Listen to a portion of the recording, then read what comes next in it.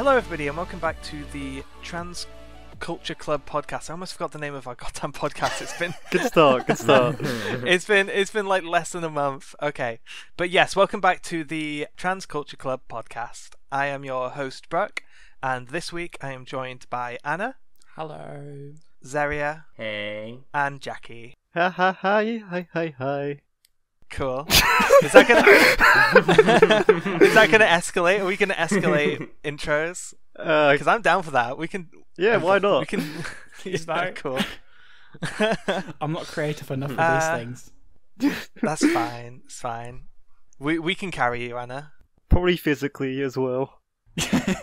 I'm not that small, okay? Yes, you are. You are small though, aren't you? I feel like the pictures I've seen you in, you seem. I'm just a bit shorter than Jackie, I think. Yes, that's about Just right. Jackie, Just a tiny bit. How tall are you, Jackie? About 5'11", something around that. Oh, okay. Okay, what the fuck is that in meters? It's not short. Yeah. It's like average height for All right. for sure. Yeah, I'm like 180. I think I'm just like 5'11" is average height. Kind of, yeah. I guess I know a lot of tall people. Am I the only person here that doesn't know how feet work? Yeah. Yeah, you are. You're the only European here. Fuck. Because obviously, me and Jackie used to be European, and then, Yeah. well, we don't talk about that, but... Don't worry, it's only less than a year into our impending doom. Oh, should we do a Brexit episode at some point? Hey, no. That sounds like a really bad idea. Yeah. This week we're sitting down with Boris Johnson to discuss Brexit.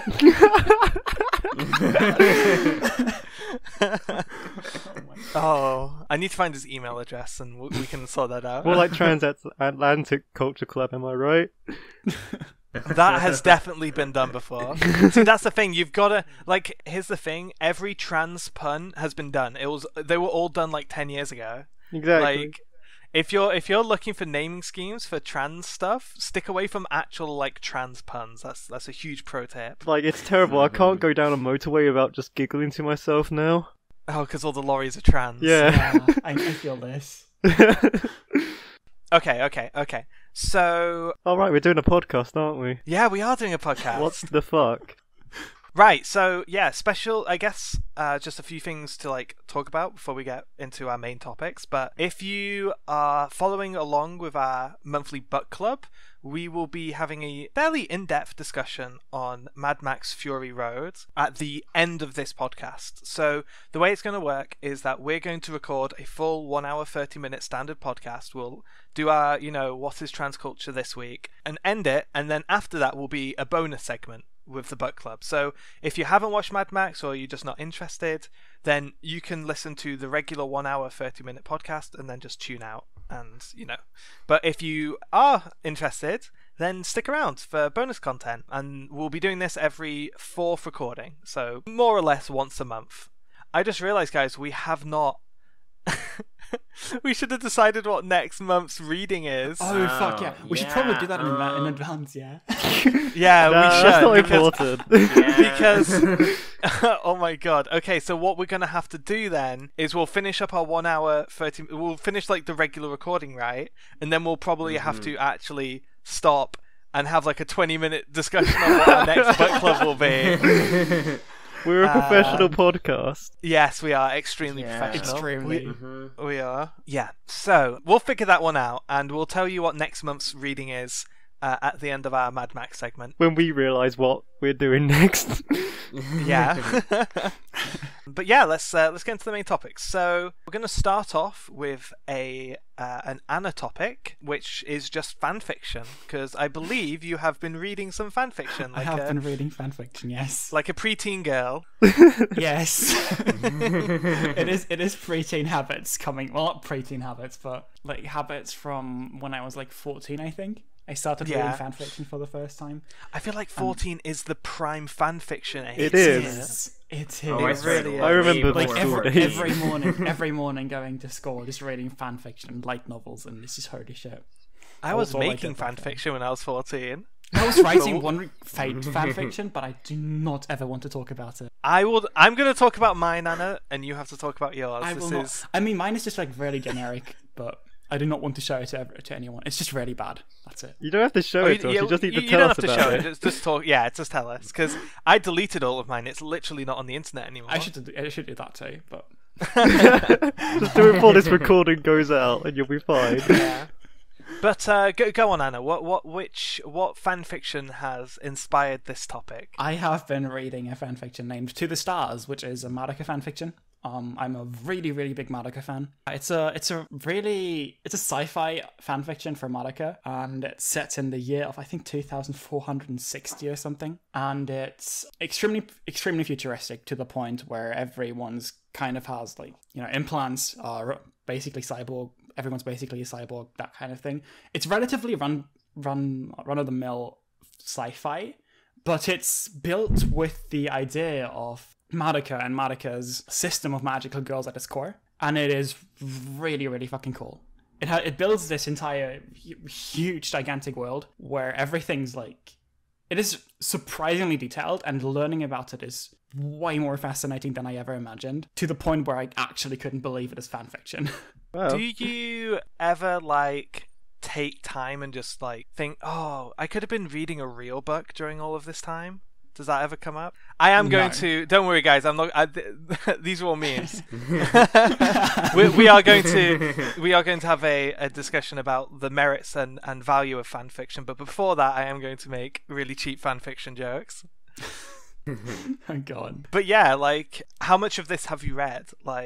How much is there? All right, there is right now. There's 53 chapters, and it's a total of I believe 660,000 words. So it's extremely. whoa! Oh my God. How long has this been going? God. This has been going ever since Madoka ended. Oh, It started wow. in 2011. It's set post the series, just to not spoil it, but post what happens in the series at the place where the character that is left ends up being. This is really awkward to word around, but Madoka came out 10 years ago. You can spoil it. all right, good. After Madoka basically becomes a goddess, there's a new world, right? And it takes place in this world, and it focuses on Mami, Kyoko, and a character from a different side story of Madoka, which is named Yuma, and a bunch of OCs. And there's also Homura, but Homura doesn't really show up in the book. And fanfiction rather, because she's missing, and it's kind of about these people, and it's really cool. Does Homura show up ever? I have not. She has not showed up yet, but I believe she's a really big plot point, so I believe she will. But I'm sure she's okay. got a lot of time. yeah, probably. Man, yeah. that's so much. It is, and it's a really ambitious project, considering just how gigantic its world building is and how much it tries to do with it. I don't even care if it ends up failing in the end. It's just it's such an ambitious, huge project. It's super fun to see just where it's gonna go and what it's trying to do. Even if narratively it ends up being an absolute fucking mess in the end, I don't even care. I think it's been so satisfying seeing what fans of a series can do with the series, and how much creative power goes into that, exploring what else could happen with that kind of series and that kind of concept. It's really, really fascinating to me, at least. Well, I mean, that's a whole topic in its own right. The influence of fan created content back into the original series. There was a story, I don't know if any of you saw, but Charlie Day was out there on red carpet events for Pacific Rim Uprising, talking about how he plays his character. In his head, his character is in love with his buddy dude, which obviously is a huge fan fiction ship, and he talks about how it was the fans who gave him the idea, and he thinks it's a brilliant thing for the character, and it totally informs about how he plays the character, which was a really cool kind of headline to see. I think that was last week or the week before. That's really cool. Yeah. But I mean, that's just a tiny piece of this topic. Yeah. I mean, but I think we're gonna really kind of just focus on fan fiction. Today. just to chat to that really quick. Actually, I've seen I've been reading a bunch of forum posts about this and all, and I've seen a bunch of people talk about how this fan fiction has genuinely left more of an impression of the characters in some ways than the original did. That's the impression these people have, because in fan fiction you obviously can't write the exact same character. They will always act a little different. That's just how it works. And there's people who said that the version of the characters of To the Stars are actually what they think of if they think of Madoka characters now, and that is really interesting. Mm-hmm, Oh, I totally. can talk about that. Like, I have a whole video about how that kind of the case for Nanoha for me. Like, part of the reason Nanoha is my favorite series is because I've read so many doujins of Nanoha and Fate that those, like, shape my perception of the characters, even if, like, how I think of them is not necessarily entirely based on the actual work itself. Mm-hmm. That's definitely something worth talking about. And it's totally valid, right? I mean, that's the thing. Madoka was what, a 24 episode series? 12. Was it only 12? Oh my god, Yeah. it felt longer. Well, there you go. Madoka was a 12 episode anime series, and To the Stars is a 600,000 words project. You know, like, of course, if you've consumed both, like, the vast amount of your time with these characters is going to be with the fan fiction versions. Which that again is just a huge crazy topic of, like. I mean, what comes to my mind from there is, like, well, like, let's take Thor, for example, the Marvel character. Like, that character obviously started off as a Norse legend and has been incarnated through so many things. But if you ask people who they think of when they think of Thor and Loki and Odin, I mean, it's gonna be the Marvel characters. Yeah, that's true. And and that same principle is exactly the same about what we're talking here. That same principle also applies to basically half of historic figures, thanks to Fate. Yeah, I was about to bring Kanko into this, where, like, every single ship in Japanese military is basically a girl now to people. So Yeah, it's crazy. That's something I haven't really thought about much, to be perfectly honest, and it's a super interesting topic. Yeah, it absolutely is. Like, fanfiction is. Like, I've never really thought about fanfiction much. Like, for a long time, I just never really thought fanfiction was worth my time, because, you know, there's stereotypes about fanfiction, obviously, and, like, after I kind of stopped reading it, I ended up buying into them, and until I started rereading To the Stars now, like, now I've just realized it's holy shit, this is actually really fucking cool, and I've seriously underestimated how good of story, like, how much people can do with this kind of thing, like, their ideas.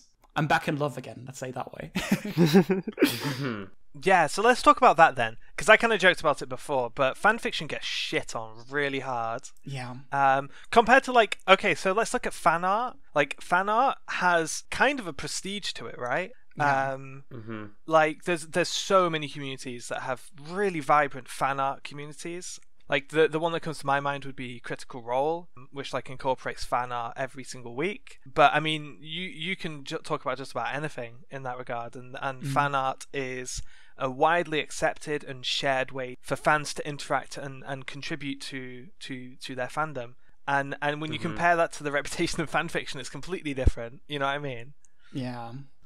And I don't know, because I think I would agree with Anna. I've definitely gone through phases with my perception of fanfiction. I used to think, I went from making my own fanfiction to thinking it was just, like, super dumb and a waste of time, and just something really disposable, right? Just something like, like, anyone can write a fanfiction, anyone can read a fanfiction. It's super disposable, right? And I guess now I'm starting to think of fanfiction as an incredibly useful tool for writers to practice. I must admit, I still inherently see less value in fanfiction, even with a more open mind than, like, I've ever had regarding it. I do think I still inherently see less value in fanfiction than things like fan art, and I'm not entirely sure why. I think it's just a cultural thing. The way I think about fanfiction right now, like, thanks to reading To the Stars now, is a way to explore ideas that the series itself never really went to.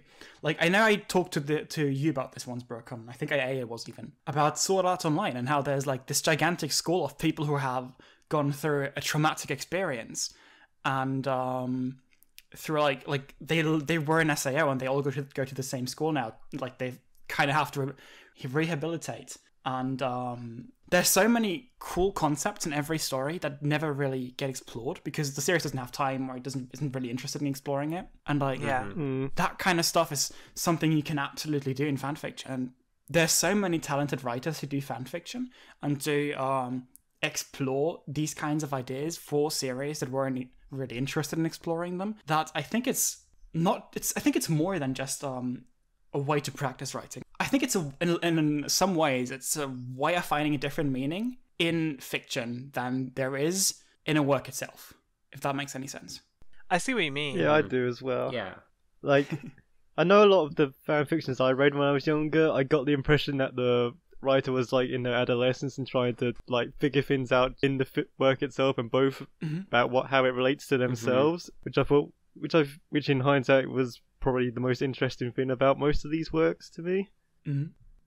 I'm thinking a lot at the minute about like how like fan art and fan fiction, and I think something about fan art which is very different to fan fiction is that, like, let's say an artist spends a week creating a absolutely beautiful piece of fan art, right?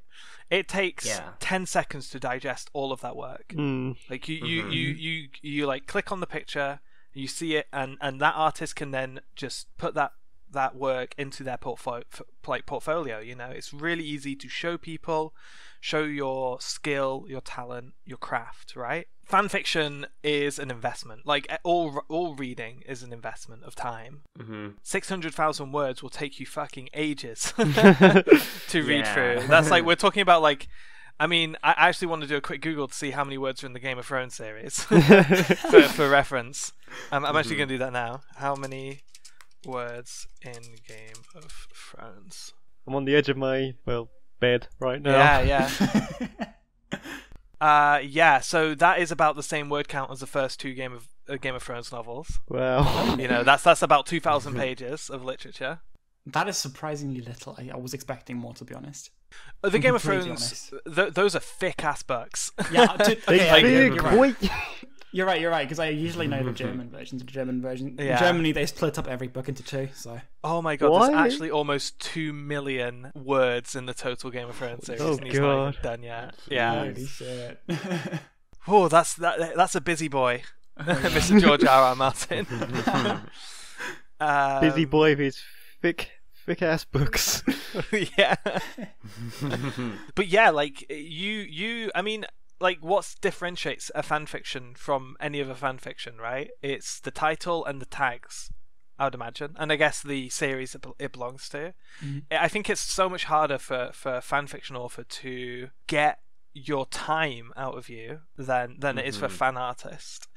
And I think maybe that's why I think less of it is because, like, a fan artist can put that work in their portfolio.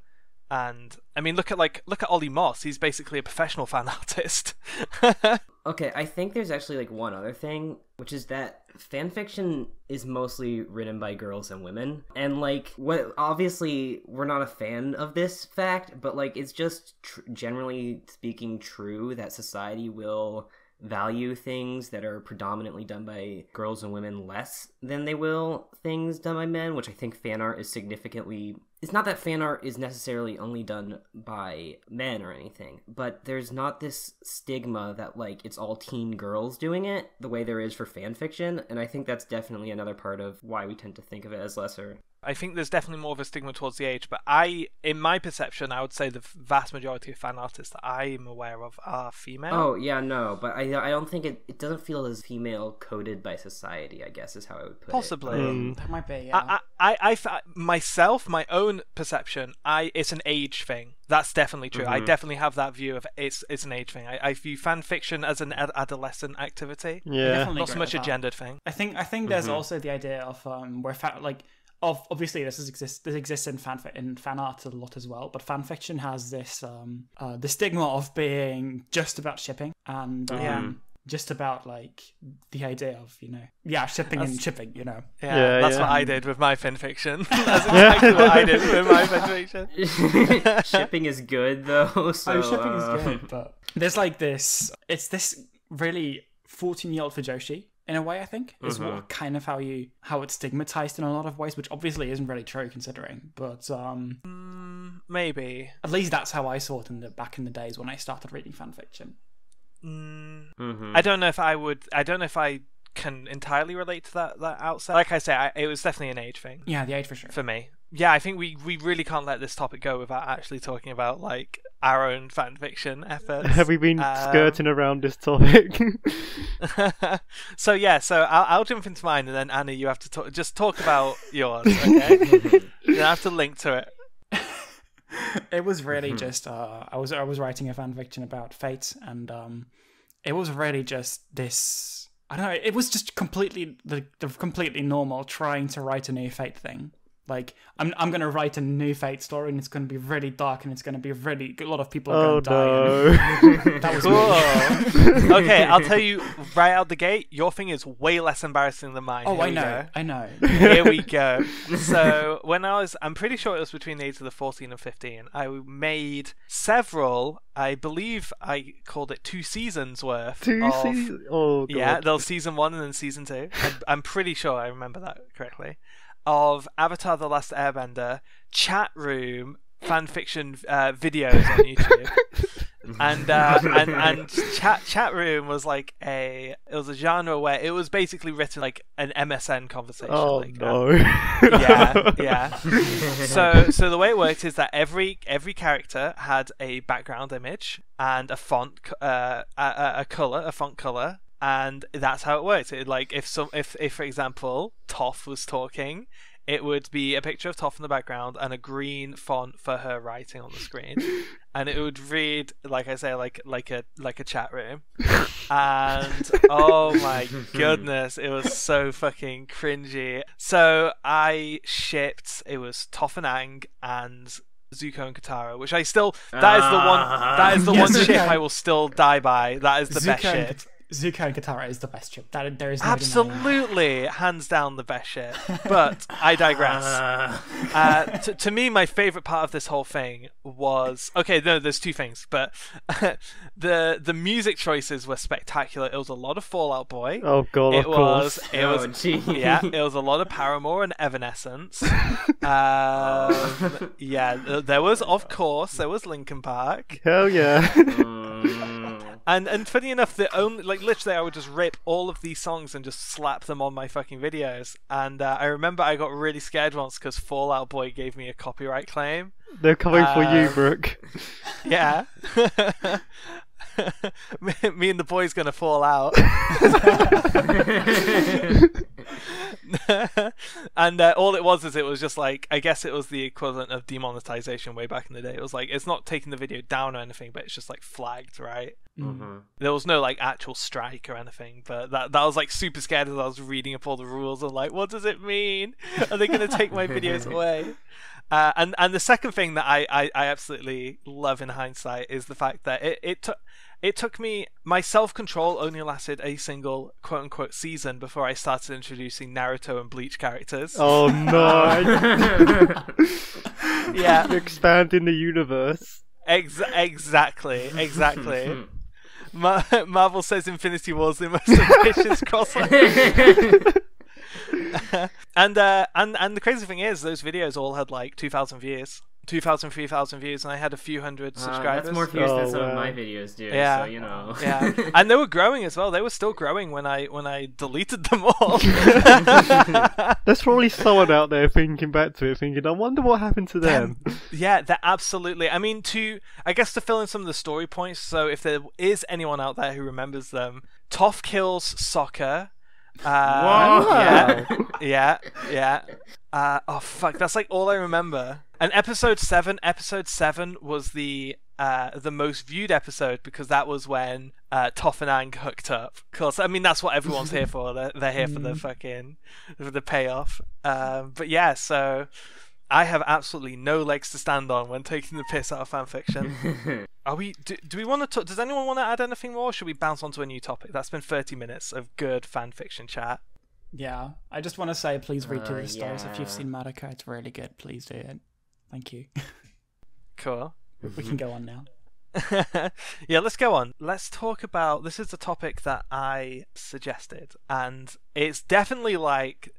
I would not call this big news or anything, but I think it's a really interesting topic. This week, I saw a trailer for a game called Eastshade on Kotaku.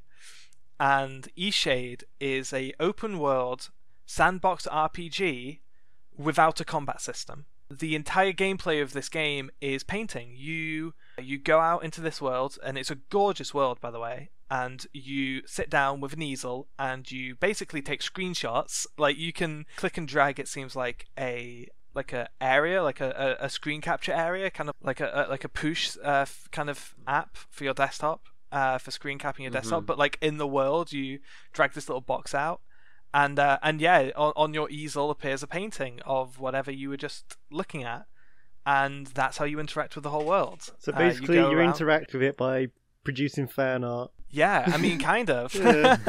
Like the examples I saw in the trailer, like you'll go into a town and like I guess people pick up on the fact that you're a painter, and they'll be like, "Oh, I would love a painting of like a sandy beach for my living room," and then you'd go and you'd find a sandy beach and you'd paint a picture of it and bring it back. And the Kotaku article also had like more details about like taking portraits of people. Like you can meet like a drunk asshole who like demands you to paint his portrait, and you paint it for him, and stuff like that. I think that idea is absolutely fascinating. Not just the painting, but the idea of having like a huge open world RPG system with no combat. That's the topic. Games without combat, and how cool we think that idea is. Right. So my favorite game ever is Valhalla, which is just a visual novel style game. But you play as a bartender called Jill, who is absolutely perfect. Yeah, I just beat it. It's good. I will avoid going into that diatribe, but and basically all you do is you're the bartender, and all you do with interacting with the world is just by drinking and making your own drinks and serving drinks to customers. Yeah, serving drinks. And just something about that just really captivated me. And basically my favourite style of game now is just sitting back, drinking, and just talking with these fictional characters, just seeing how they're doing. No, you're absolutely right. I adore that game as well. There is actually I heard there's a new game like that. I can't remember what the name of it is, but there's like someone totally aped that idea of serving people drinks. Although it sounds way less visual novel and fun than Valhalla was. It sounds like really dark and like covert espionage, I think. But if I remember the name of that game, I'll say it. But yeah, that's a great example, Jackie. I love that. Like I think this would be a really cool space for gaming to explore over the next couple of years. Yeah, I mean, I do enjoy combat in games, but recently I played Celeste on my Switch, which is a platformer without like platformers. I'd say even platformers traditionally have combat, like Sonic or Mario or something. You have enemies that you need to kill, whereas in Celeste it's just like pure platforming, and I kind of really enjoy not having to kill anything. I mean, like I do enjoy killing stuff in games at times, but there's also, I think there should definitely be a space for more both relaxing games and even not necessarily relaxing games that aren't focused on killing things. Yeah, I think this is part of the reason why Mirror's Edge was such a revolution. I actually think there is a vast amount of untapped innovation in gaming, which is outside of combat. I think combat is almost holding things back in a way. It reminds me of like when like Modern Warfare got really big, and every game for the next like 5-6 years had to have a multiplayer setting. Oh, I played some great multiplayer games because of that. Kind of feels like that, a game feels like they need to include a combat system, out of obligation. But yeah, when you really start thinking about it, there are an awful lot of games that actually do play around with this idea. Like obviously a big example I think is Undertale. A big part of the marketing for that game is you could complete it without killing any enemies, and there are other games as well which have that. Yeah, I mean there's stuff like Papers, Please as well, right? Like I think like that's one game that I've played a bit of that this really reminds me of. Yeah. And that's not even to like talk about like farming games as well, and crafting games.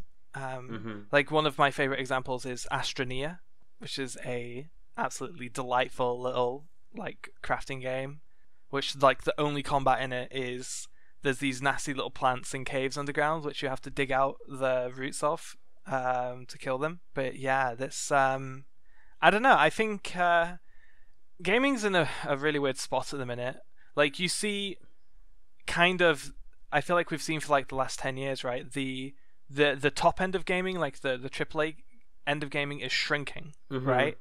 The games are getting bigger, the budgets are getting bigger, but the pool of releases is shrinking. And on the opposite end, it's almost like an hourglass. At the opposite end, the indie space is going from like not just things like Braid and Castle Crashers and Super Meat Boy, it's going to like really quite in-depth experiences in the indie market now. Like Come on, guys, help me out with some examples of like really beefy indie games.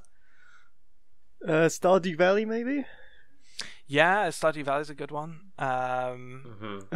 Was Rocket League an indie developer as well? Because that just I went would call huge. Rocket League. Yeah, I'd count that as indie. Yeah. Sure, but I mean, obviously there are great examples of like management sims and even like adventure games and Anna would know all about like, those management sims. True. But things like like Hollow Knight, like games and like Darkest Dungeon, Pyre, really quite long, in-depth experiences which are totally within that like indie space. So I know a part of me would love to see a game on the scale of like The Witcher, which is just completely without combat and you can just go and talk to people and live in that world. But I think it's going to be like an indie cornered market for or until Nintendo decides to release a new Animal Crossing, which I've totally not been waiting for ages now. Yeah, that will happen 100%. If they have to be developing an Animal Crossing for the Switch. I hope so. They would be crazy not to. I'm waiting very impatiently for it. I mean, I think honestly, even if they weren't, the sales of Stardew Valley will have made them start. Exactly. You know what I mean? It was like one of the biggest games on the Switch. It is. I think it's like in the top. I think it's like top 5 all-time sellers on that platform. Yeah, it's high. Yeah. And that it was like a 3-year-old game when that system launched. Do we feel like moving away from that topic? I feel like maybe it wasn't quite as deep as I'd imagined. I think we could maybe. There is a tangent that I saw. I think like a thing on Twitter talking about the difference between gardening games and mining games, which I think is quite interesting. This is like a different topic, but. Like obviously crafting games, right, are a huge market now. Starting, I think probably you would say starting from Minecraft, and then going all the way to things like, I mean, even to a degree, things like Fortnite has come from that pool of ideas, right? But like this idea that there's 2 types of philosophies when it comes to crafting games. There's a gardening philosophy, which is that the player takes nothing from the world, they only add to it. And the mining type, which is like the player is there to dig and disfigure and just carve as many resources out of the world to build what they want to build. And that at the end of their time, a player in a gardening game leaves a richer world, and a player in a mining game leaves an emptier world. I thought that was like a really cool little nugget of thought regarding crafting games. Do you guys play much crafting games at all? I used to play just a little bit of Minecraft, but that's it. No. I mean, I played Minecraft a lot, but I haven't done so in years. I've never really got on that train, to be honest. That's genuinely surprising. I would have thought that's something we could all. Okay. I might have to set like Subnautica or something as a book club. The only game that has mining in it that I played extensively is World of Warcraft, but I don't think that counts. No, that definitely doesn't count. Yeah, that definitely does not count. That's not a game. That's a lifestyle choice. It's a poor lifestyle choice. all of my old WoW buddies have all gotten back into WoW, and they're like, "Come play with us," and I'm like, "No." I just got set free. Well, it's not even that. It's like it's April, right? It's like the 1st of April, and the new expansion doesn't come out until September. So all of these idiots are going back into WoW, like farming dead content, and I'm like, I'm trying to wait till the expansion comes out, and they're going to drag me back in and get me all. So when the episode output drops around September, everyone will know why. Yeah, we should maybe talk about MMOs one day. We totally should. One question I have about Eastshade, though. So many stories. I have one question about Eastshade, though. Do you think, or would you rather have, maybe? Would you like the painting in Eastshade to be a narrative thing, like that, for it to push more for a narrative structure to the game, or do you want it to be open world in the sense of exploring and to be like that kind of stuff?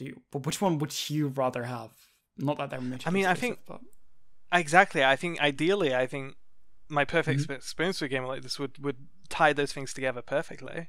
I do think that I feel like a narrative aspect to that system would definitely keep the game moving a lot better. Because I feel like there are very like, I mean, you call them like walking simulators, right? Like things like Dear Esther and Vanishing of Ethan Carter, where you're literally just walking around these like beautiful worlds listening to audio tapes. It's like a museum. It's like an interactive museum exhibit. And I guess all the painting tool would add to that experience is just a like a really neat screenshot feature. I feel like without the narrative aspects to interact with, it would be a much shorter experience for sure.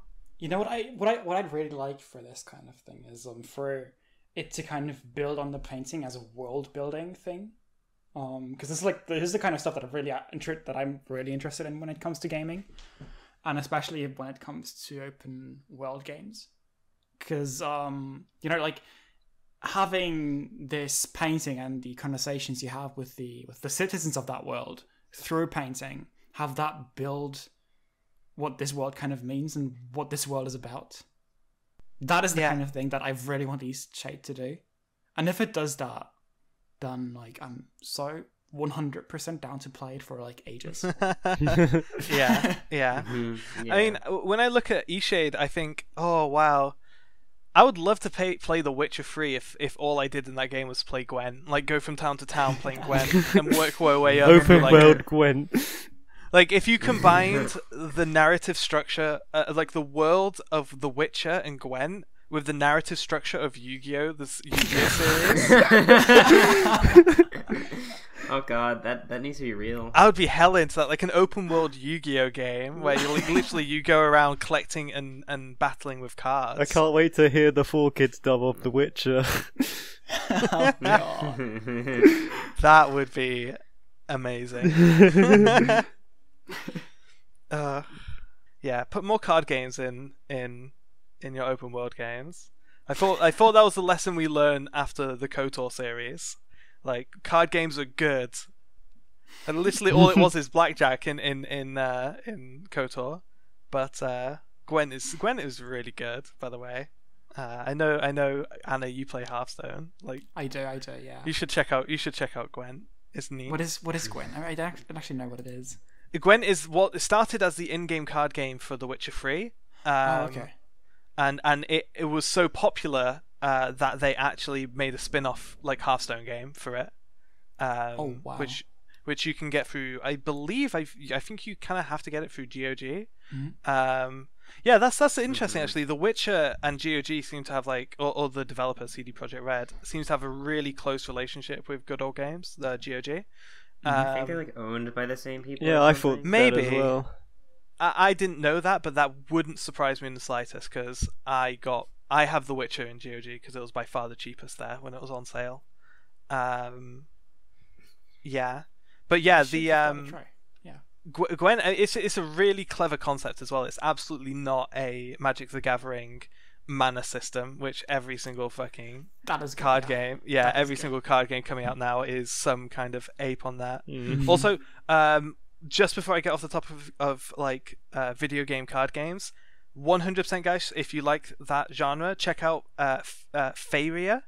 I believe is how you say that, Faeria, on Steam. Super good. If you were a fan of the Mojang Scrolls game like I was, it's really good. But anyway, let's wrap that one up. I feel like we kind of wrung that one dry a little bit. I think we are definitely all on board for Eastshade and that kind of that whole concept. Yeah, definitely. I'm a bit worried about how it'll implement painting, and like, but I want it to be good really badly. Yeah. Oh, also put more free running in open world games, please. Sincerely, everyone. Like Dying Light, I feel like people seriously slept on that game, and it's their fault for making it like a Borderlands clone. If it had just been a zombie game with free running, I think it would have been way better. But free running is so fun in first-person games. Yeah. Okay, let's see. What's our next topic? Oh, of course. Okay, so next we're going to go on to just a really simple round robin of what anime we've been watching, because obviously we're all huge anime nerds. You can't prove it. Yeah. So, Jackie, do you want to go first? Why not? I sound really enthusiastic. Yeah. Well, if you follow me on Twitter, you'd know that I don't follow seasonal anime that much. I just wait for everything to come out at the end. And recently I've been watching Eurocamp, which I recently saw described as Animal Crossing in an anime version, which is a very accurate way of describing it. Is it really? Yeah, I would say so. So, if you don't know what Eurocamp is, it's basically about this girl called Rin and her many camping adventures with her club buddies, and it's very slow, very laid back, and it's really just nice and relaxing, and I have a very comfy, good time with it. I recommend getting a nice heated blanket and watching it. Sounds like I could replace my nightly ASMR routine absolutely. with an episode of this. Yeah. Has anyone else watched it? Yeah. I'm a big fan of the genre, like Iyashikei anime, and Unicamp is a very good example of the genre. It, without getting like too analytical here, it's good. Nailed it.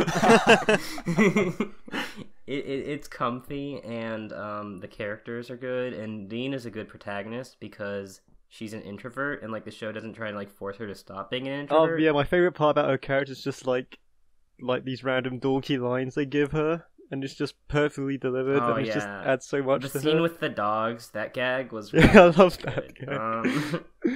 Yeah, I think it's a good show. Yeah, like the only other like Iyashikei anime I've really watched is like Aria, and I don't know how to I'd say that probably Eurocamp has like is more easy to get into than Aria. Yeah, I could see that, because Aria's my favorite anime. First of all, let me preface this. But Aria is a lot more. It's both slower and less. Unicamp is like an Iyashikei, but it also shares a lot with like a more generic cute girls doing cute things show, like with the club dynamics. So I think it's a lot easier to get into. It's more focused on like the cuteness of the girls in a certain way than like Aria would be, whereas Aria is really, really, really slow and really focused on just enjoying the atmosphere. Yeah, like I always got the impression when I was watching that the main character was just Neo Venezia itself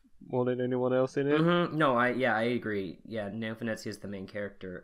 Whereas in Unicamp, the characters are definitely the focus. Even if they both share the aspect of trying to make you feel comfy and good, which they do. It's comfy and it's good, and people should watch the comfy and good cartoons. I agree. Could you guys elaborate a little on the genre term you were using? Zari is an expert, Iyashikei, so yeah, Iyashikei means healing. Rough, like healing type, but it's healing. And it's just a genre. I'd say it's like a subset of slice of life focused on really soaking in the atmosphere, and not really so much on. I mean, there can be characterization, but it's not really focused on the characters or like the comedy or anything. It's just really focused on getting into the atmosphere. Yeah. It often has this Japanese aesthetic called mono no aware, which is like about the transience of life. It's good. I think. Are we talking about the circle of life? Is that? Are you talking about Hakuna Matata right now? It makes no words. Yes. Hey, it's a wonderful thing. So would the Lion King fit? I think what would be the most recognizable anime for you that's really popular Yasuke from like the past few years is Nonon Biori. Yeah, Nonon Biori is a good example. Yeah. I'm not sure if you've seen Nonon Biori, Brooke. I haven't, but it's the one with the girl with the flute. It's the flute meme, Exactly. right? Or the recorder meme, I should say. Yeah. Okay, I'm aware of it. Yeah, and that's, I think, from the past few years outside of Manchu wasn't really that popular, was it, in the end? Oh, I hated that. Oh, I know. I But remember. but it I wasn't remember- because of the genre. I just thought the humor in it was absolutely bottom of the barrel. I know. I remember arguing with you about that show a lot. Amanchu is good actually, but moving on. It has good faces. That yeah, means I don't it's think good. it does. I don't think it wasn't that popular, unfortunately. Yeah, sadly. That's what you get. I will fuck you up, Brooke. Look, all I'm saying is, I really don't have much patience for making the same joke over and over and over and over again. Like they were making the same dumb face jokes in episode 1. I assume they'd be making in episode like 500 of that I mean, show. like that's true, but that's because like the comedy in Inuyashiki is less focused on being funny and more focused on like getting into the mood. So like if it repeats the same joke, it's not as big of a problem. Sure, as it would be I a think comedy show. that is a philosophy I have regarding like all humor to a degree. I think like and I feel like that's why I tend to find anime really not a good place to find my comedy. Like to digress a little, there was a you know those bracket memes going around on Twitter. Yeah. Someone made an anime bracket which had Always Sunny in Philadelphia on one side and Brooklyn Nine-Nine on the other side as a joke, and my final was damn near Brooklyn Nine-Nine versus Always Sunny. It actually ended up being Golden Time versus Always Sunny in Philadelphia, and the takeaway, I think Ferris commented on it as well, just like anime really just I don't know if it's us as Western viewers. I don't know if the like native Japanese audience would agree that anime just isn't super funny, but I feel like I've gotten used to Japanese humor in my time watching anime. I think it's just that way. Like we're not the kind of audience that kind of comedy is for, really, is it? Because like there's a lot of people in the Western community that loves this kind of comedy. That is true. That anime has. Yeah. We just don't see any of it because that's not our community. Yeah.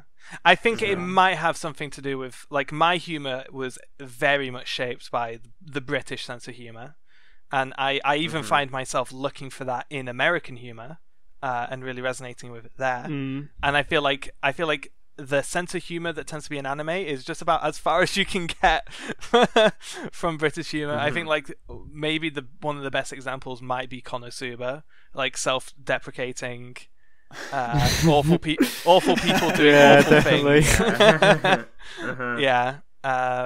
Which, funny enough, is probably why that would be my favorite comedy anime. It's one of my favorites as well. So I hate Konosuba. I can't stand Konosuba a lot. So I've recently, just saying on that topic really quick, like recently, weirdly enough, I've actually found myself enjoying anime comedy if it's not like, oh, she has boobs. Anime comedy that generally more funny for some reason. I'm not sure why. Pop Team Epic is actually really funny. Now I think about it. I have not watched Pop Team Epic and I'm not planning to. I just mean like general, hilarious. Like even the anime I'm talking about later probably is. We can actually talk about that because I've actually watched Pop Team. I watched some of that in bed last night. Was it nice and cozy? Yeah, it was. I mainly just want to say that the Pop Team Epic opening is an absolute banger. It's great. It's so good. We need more live action clips in anime openings. Now that anime is pretty much predominantly viewed in high definition, we need more live action just in general, like dumbass like Monty Python jokes. But yeah, Pop Team Epic is good. I like that sense of humor. But yeah, sorry, I feel like I cut you off there, Anna. Sorry, were you saying something? Yeah, sorry. I actually lost my train of thought. Sorry. Oh, I'm really sorry. We literally both went into a head-to-head there. Yeah. I was just gonna say, like, even shows like what I've been watching recently, which is A Place Further Than the Universe. Even in that show, I've found myself to be really enjoying the humor more than I thought I would. Because usually in anime, like if there's a joke, I just go, oh yeah, okay, that was a joke. I guess that's it now. And even in Baby Steps, which I talked about last week, I found myself like having way more fun with those kinds of jokes, which is which might be because I was in Japan, and like kind of see where that's a reference towards, because it's a different culture and all. Sure, that's a good question actually. That's maybe it's just because I get Japanese people more now than I did a few years ago, but I'm not sure about that at all. It could be like do Japanese people have a similar sense of humor to anime, or would you say is that something you think you could have picked up on? I don't think that's something you can generally say. Okay. Like at least I'd never really picked it up. Like there's some people for sure. Like all those sexual jokes you see in anime, like I've heard them in real life in Japan. But I don't think that's also a necessarily Japan thing. Yeah. Oh yeah. That could be an interesting topic. I feel like the cultural differences in humor could be a really cool topic. Because one of my favorite ever Netflix stand-up specials was, I'm really on the spot here, so I'm not gonna remember his name. It begins with a V, but he's an Indian stand-up comedian, and he is absolutely massive in India, but kind of pretty unknown in the West. And his special was cut between, I don't know, I can't remember, but somewhere in India, like a big Indian city, like maybe Mumbai, like a huge stadium there, and you can see like it pans out to the crowd, and he's packed this massive stadium full of people. Like he's clearly like a huge deal. He's like a Kevin Hart, right? And it's cut between there and somewhere in the States, which is a much smaller venue. But like the whole point is that it cuts constantly between like the States, I think New York maybe, and India, and people laughing at the exact same jokes because the whole set's in English, right? Right. But like a lot of his material was about Indian stuff, Indian topics, like lots of jokes about Muslims dating Hindus, for example. And I thought that was a really, really interesting experience to watch that. I will, if you guys talk for a little bit, I'm going to Google that so I can tell people what it Please, was. I want to watch this now. It sounds interesting. Yeah. Yeah, because like I feel like a lot of like this is something I'm really not equipped to talk about generally, because like I'm not an expert in this at all. But it seems to me, at least, like in anime, there's a lot of jokes that are about Japanese people, where anyone that's not too familiar with Japanese people is like, why would you do that? What is this? Like, why would this happen ever? But it's just something that, because of like specific Japanese rules and culture, and like how people in Japan are like super polite and stuff, like that this is somehow affects this maybe. I don't know. I'm not sure if I'm pulling a string from way too far away right now, but no, I get that. I mean, Japanese culture is very different from Western culture. Like, there's absolutely no denying that. And I feel like most culture gets their humor from like riffing off their own culture, their own customs and whatnot. Like a lot of British culture is about passive aggression and and just general rudeness overall, for example. So yeah, I think it makes total sense. That special, by the way, guys, it's on Netflix. It's Virdas, Virdas, and the special's called A Broad Understanding. Cool. And it like is literally the two special, like it's recorded. The locations it's recorded are 7,000 miles apart from each other, but it's the same set. Oh, nice. Yeah, it's cool. It's not like groundbreaking. Don't get me wrong. It's not like extremely funny, but I just think it's a really kind of cool experience. It sounds like a cool way to like edit and set that frame up. Yeah. Yeah. Okay, so do you want to talk a bit more about Place Further Than Universe, Anna, seeing as we kind of touched on it? Sure. I'm not too far into it yet. I've only seen 6 episodes of it, but episode 5 completely destroyed me. So destroyed you how? I was crying for about 10 minutes. Okay, but you can cry for a lot of reasons. Is it sad, just emotional, happy? What's the deal with this? It's really happy in some ways. It's just, I don't know. It's the kind of thing that gets me really emotional. Okay. It's like, do you know the general premise of it? It's about an expedition to Antarctica, right?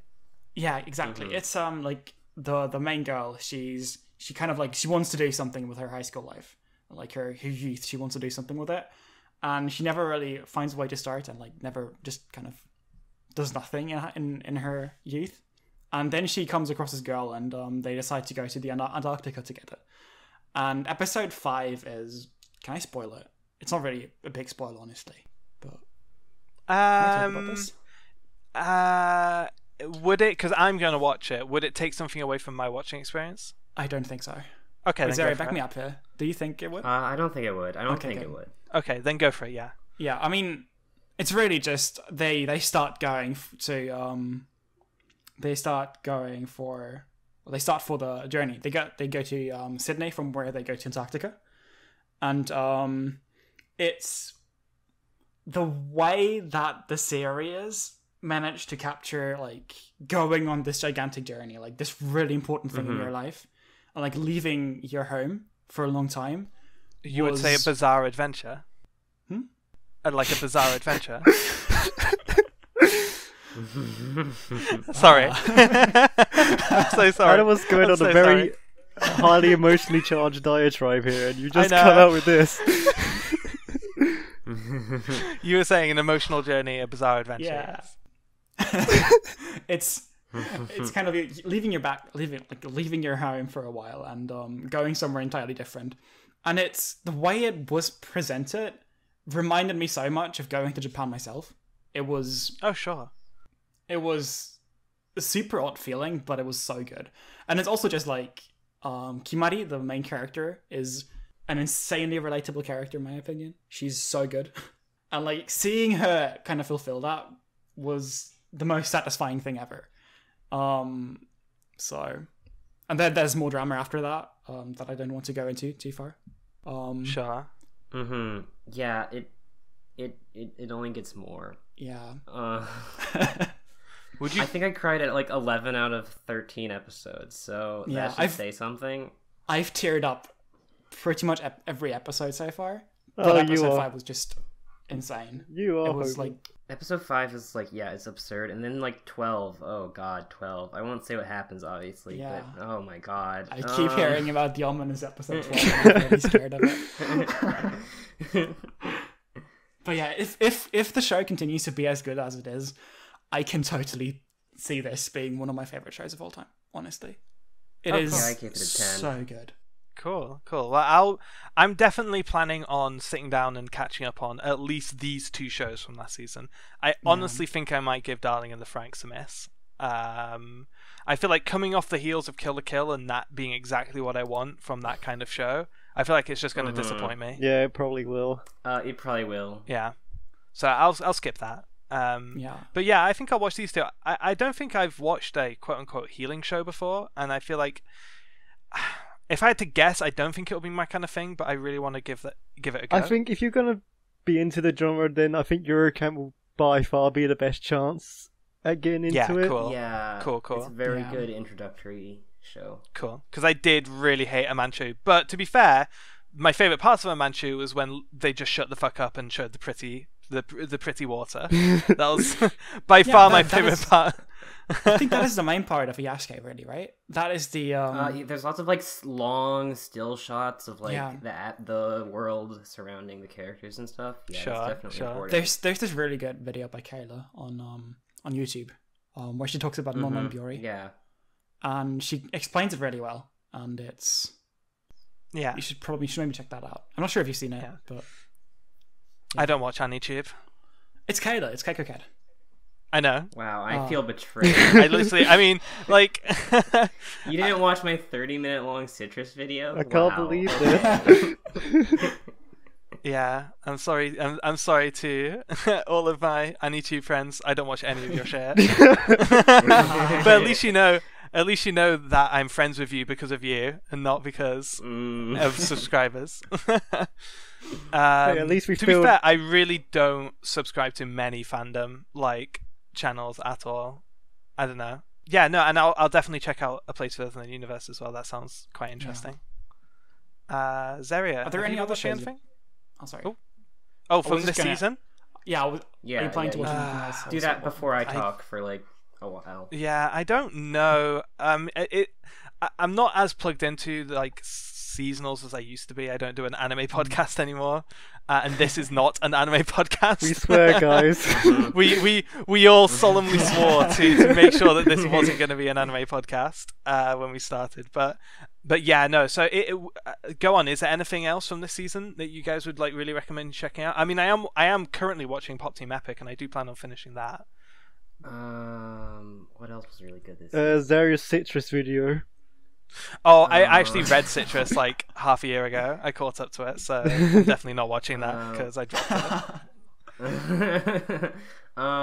March Comes In Like a Lion was actually like... Oh, that's the I mean, it one. started in Oh 2016, yeah. but I actually started really that when good. it started airing. That is definitely on my list. Like Season 2 is like a billion steps above Season 1. Oh wow, I like Season 1 really impressed me. Okay, in that case, that's really my priority on that. Like, there's a lot of stuff like floating around in my backlog, and I feel like March Comes In Like a Lion is really high up on that for sure. Yeah, it was amazing. I'm sad that it's over for now. Sure. Yeah, that's one I really want to watch as well. I think the only one outside of all of that I'm still definitely probably watching at least is Violet Evergarden. I'm considering just waiting until Season 2 is out completely. To be perfectly honest, I don't think I'm going to watch Violet Evergarden for the simple fact that I follow some of the biggest KyoAni fans in existence, and none of them seem particularly blown away by it. Like, we're talking about people who will hyperbolize the shit out of everything KyoAni makes, and I feel that Badger, Studio No Badger, actually had more... Yes, hello. Hype. Yeah, exactly. I saw more positivity on my timeline about that than Violet Evergarden. I think this is because it's not the kind of show that a lot of Kyoto Animation fans were waiting for.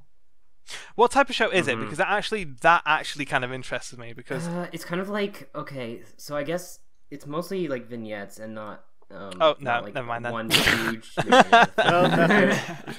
Yeah. I mean, it does have like a broader narrative, but they're kind of, the episodes are mostly separate. That reminds me of like a Joker game, which was like, so I went to Joker game thinking this is so my shit. Like the times it's a lot better than Joker game. Okay, it's a lot better than Joker game was really bad after all. Sorry, but fair enough. But there's I don't like I'm not a huge fan of vignettes. Like having to like going into every episode being like, okay, like what's the deal this week? I like run on. Yeah, but that's fine. I mean, I am planning on rewatching K-On! Soon anyway, so that's my KyoAni dose. Oh god! For the meantime, strap in. Yeah, that'll be fun. That'll be really fun. I'm probably gonna like it. To be fair, I'm probably gonna come away with a better, because I feel like all of this time of shitting on it for shits and giggles has actually kind of rubbed off on me having a worse impression than I actually did when I finished watching it. Yeah. Because I feel like I started off by saying that K-On! Isn't quite as good as some people say, and that quickly became K-On! Is shit. Very quickly. Mind you, I do have that with like Utena myself, so I understand. I don't even say that UFO is shit, but I've been stereotyped. I think I've seen you say that. No, I've never said this shit. No, Zaria, please I have don't do UFO this 2 as a 5. I have it as a 5. That is not shit. My feelings are mixed, not like negative. UFO is so much fucking better than K-On! Holy fuck. Okay. Right now, I think we all need to agree that we need to actually have an entire episode of this podcast called the KyoAni Fight Club. Yes. Where we just roll up our sleeves and we just go in. And here's why Pachuno Studio is better than everything else. I feel like I'll come out of this really hurting. Well, no, because I'm going. Here's the thing. On one set of knuckles would be the words Hyoka, and on the other would be UFO for me.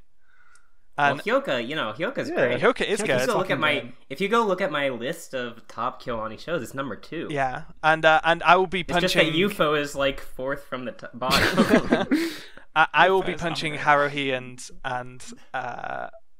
I guess Clannad as well. There was a thing going around recently of like Clannad not being that good. That I'm totally on that. Like I'm totally down for. I don't think Clannad's good at all. Really, I think it's got an incredible ending. That's by one guy. That's not like a thing going around. Yeah, but I follow him, so he really filled up my timeline. No, I mean I follow him too, but like, but I was. And he doesn't even hate it. He has it as like an 8 and then a 9 for the season. Oh, so it's like me with Kaon then, probably. Yeah, I think I gave Kaon an 8. Okay. We're really far off topic. I think the Keone Fight Club will also double up as our final episode. Oh yeah, no, there's a good segue here because I finished watching Free, which was the next show on my list of Kyoani shows. Free is good, actually. Can we? Yeah, it is good. Yeah, I don't have much experience. I mean, I hurt people's feelings by saying it was better than UFO, but like, Okay.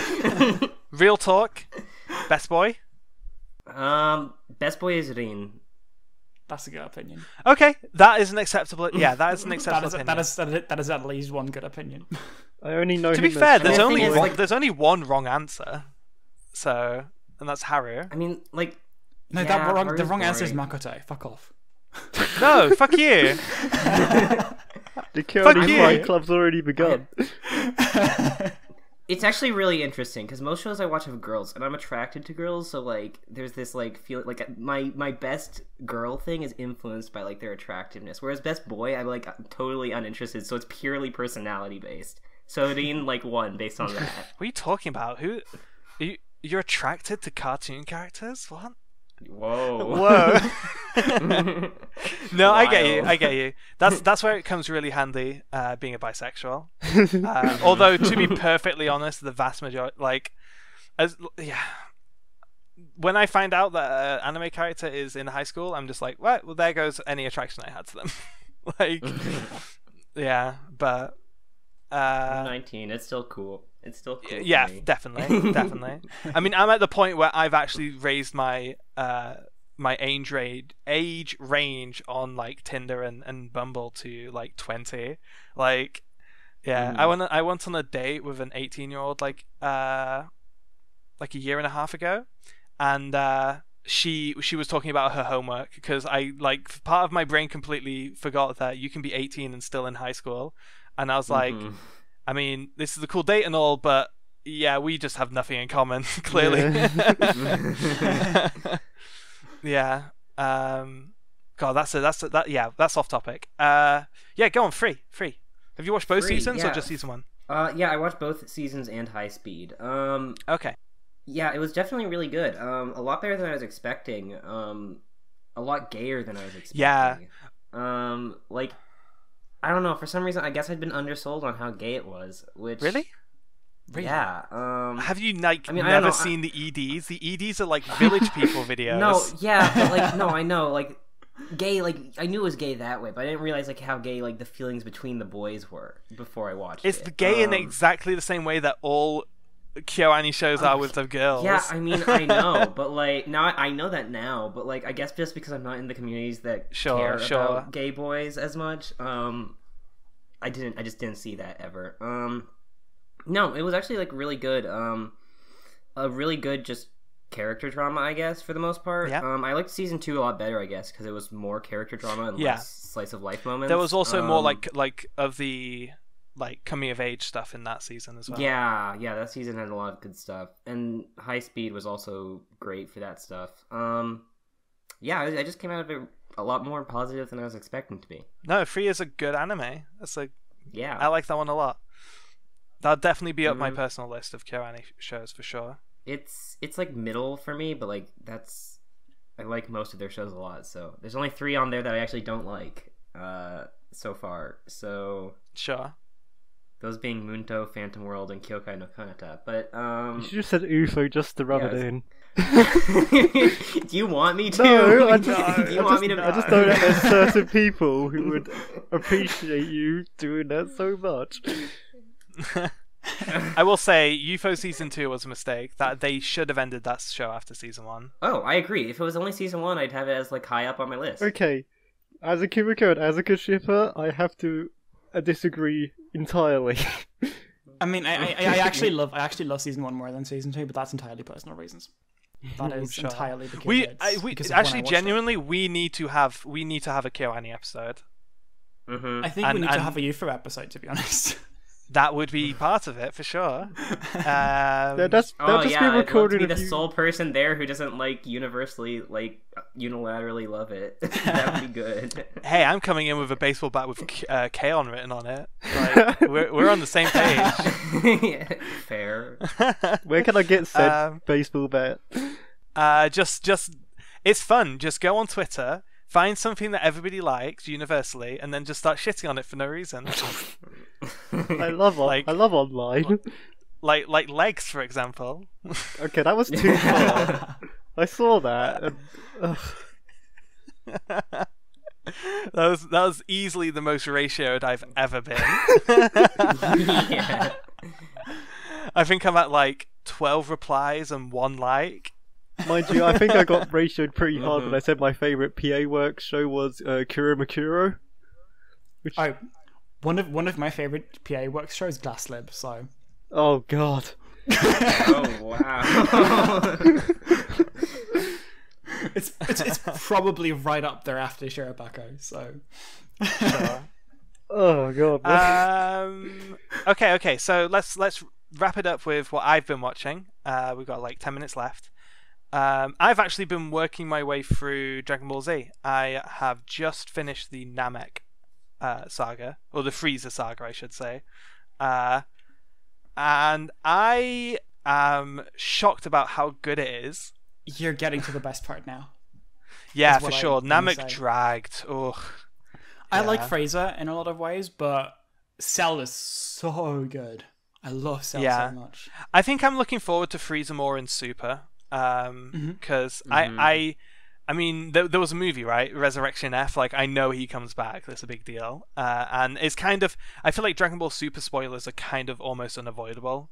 But it's not the kind of show where I really care about spoilers. I mean, I know that, I knew that Frieza gets cut in half. I knew that Cell gets beaten by Gohan.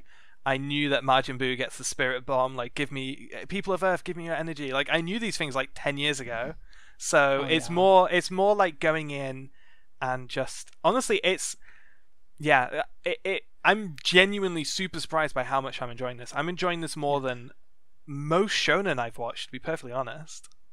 I mean, like, really, there's no shocking twist in Dragon Ball. Getting spoiled for Dragon Ball is not a bad thing. It is. No, it's not. It doesn't matter at all. It Yeah. really does not matter. I'm trying to limit my super spoilers as kind of much as possible, but it's not the end of the world if I get anything spoiled for me. Yeah, I haven't really watched much Super, but like Dragon Ball used to be one of my favorite manga. I've never seen Z, but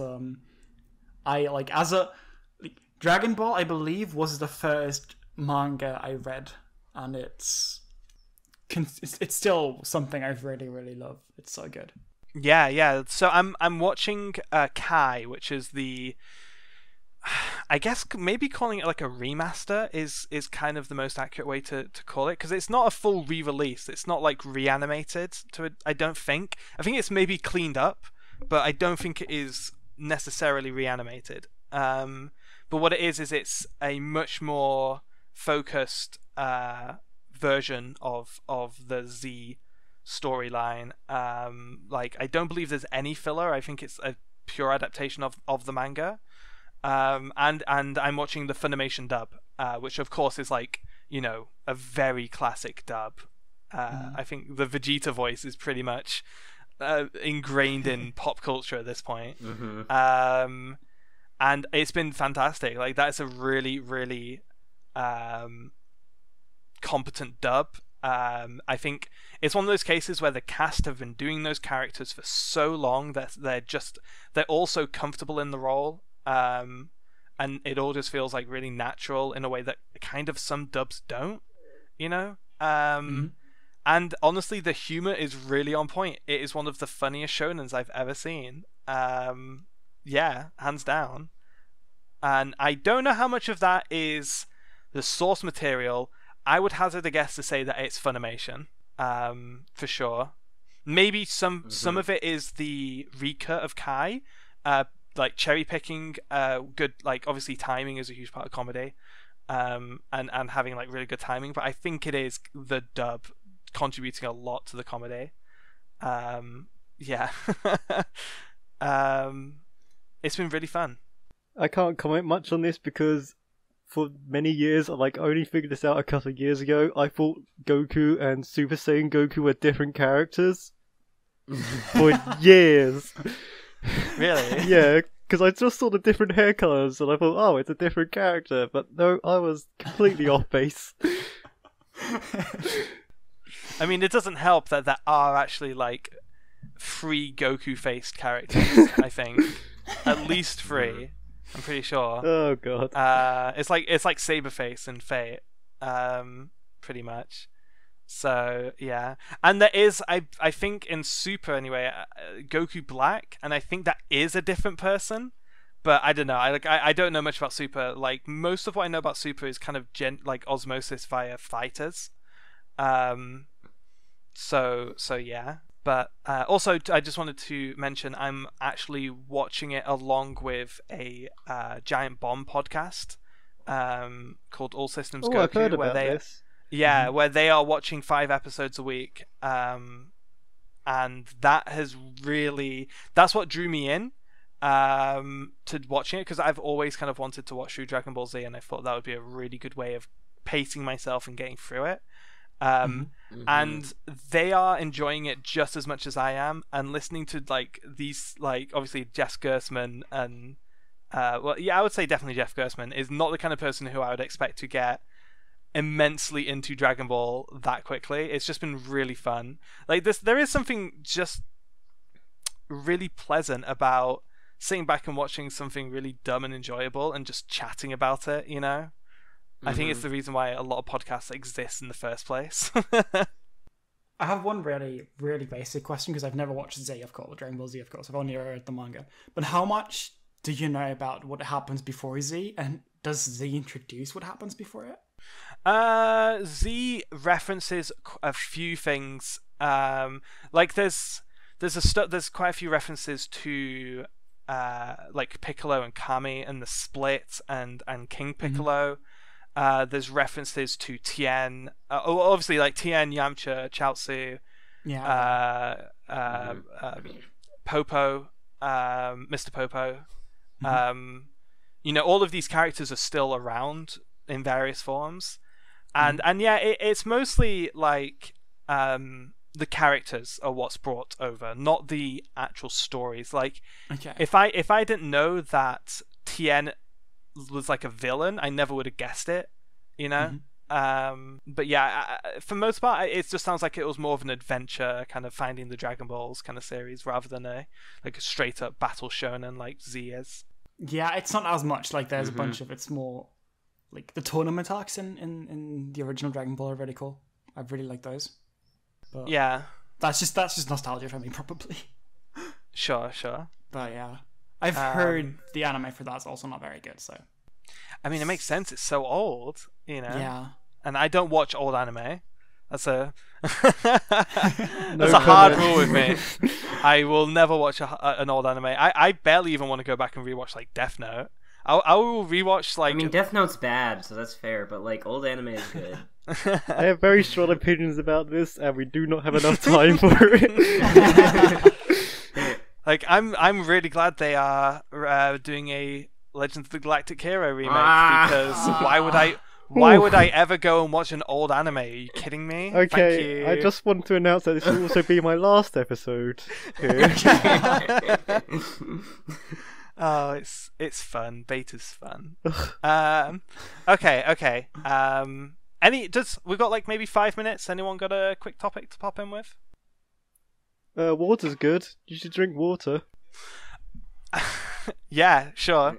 Funny enough, I'm 2 liters into my 4 liters a day of water. Isn't drinking water kind of relevant to the book club discussion, though? That's why I think Jackie brought it up. Yeah. Yeah, I mean, I figure, but also just because I've got some water with me right now, and it's nice. I actually, water is one of the most relevant things in my life right now. My trainer has literally got me drinking 4 liters of water a day.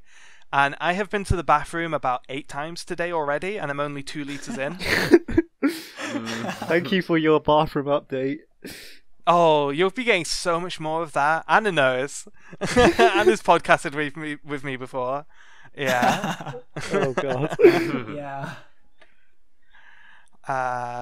Yeah, okay, let's wrap it up. So Let's please get another topic because I don't have a trans culture thing yet. Think of one oh, on the well, spot. you should have thought about that. You had a whole I hour and a totally half. forgot.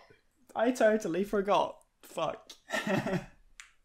That's yeah, you're just gonna have to think of something on the spot. Anna, this is what happens when you don't do your homework. I'll pick you last, okay? Let's open Twitter. Trans culture is okay, yeah. So I have been your lovely, prestigious and beautiful host, Brooke. I have been joined by no, I'm doing this wrong. We do it. Okay, yeah. I go. Oh my goodness.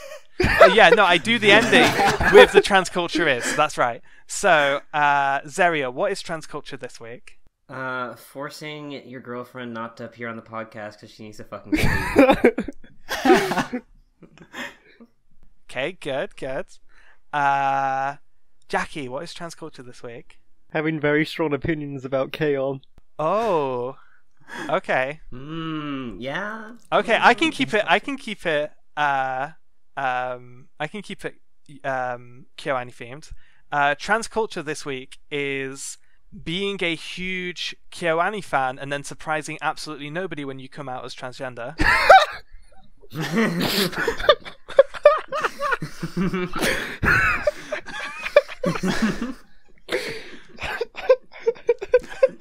I feel called out. Ow.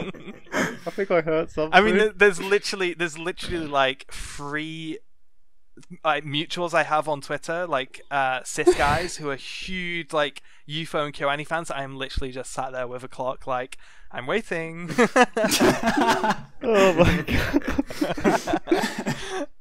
god. Anyway, Anna, have you thought of something? I think I did, yeah. Okay, let's hear it. Trans culture this week is talking on Twitter about nothing but kids anime. Oh, that's good as well. Ooh, that's good too. This is a hard one to vote on, actually. Are we all stalling because no one wants to be the first person to say that theirs should win? I genuinely don't think mine should win, so. Brooke, yours good, definitely wins just because of how called out I felt. Yeah, I'm with Brooke. Yeah, I'm voting Brooke as well. So. Yay! Okay, cool. I'm two in a row now. Yeah, are we keeping a spreadsheet of who's winning these? We should. Oh, I feel like somebody should because I actually had a really fucking big gun saved for today, and then I literally just swerved at the last minute for mine. So there's a good chance I'm gonna go in strong next week. I'll say that much. Okay, but thank you so much for listening, everyone. We have been the Trans Culture Club podcast, and please join us again next week. And stay tuned for a discussion about Mad Max Fury Road. Bye! Bye. Goodbye.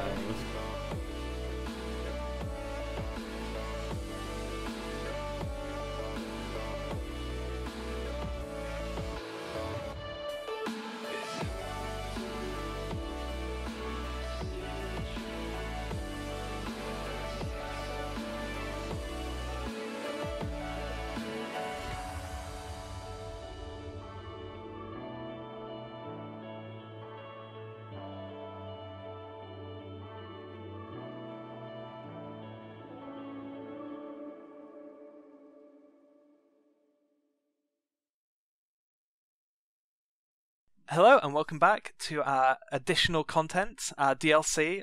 We are doing Loot boxes. That's correct.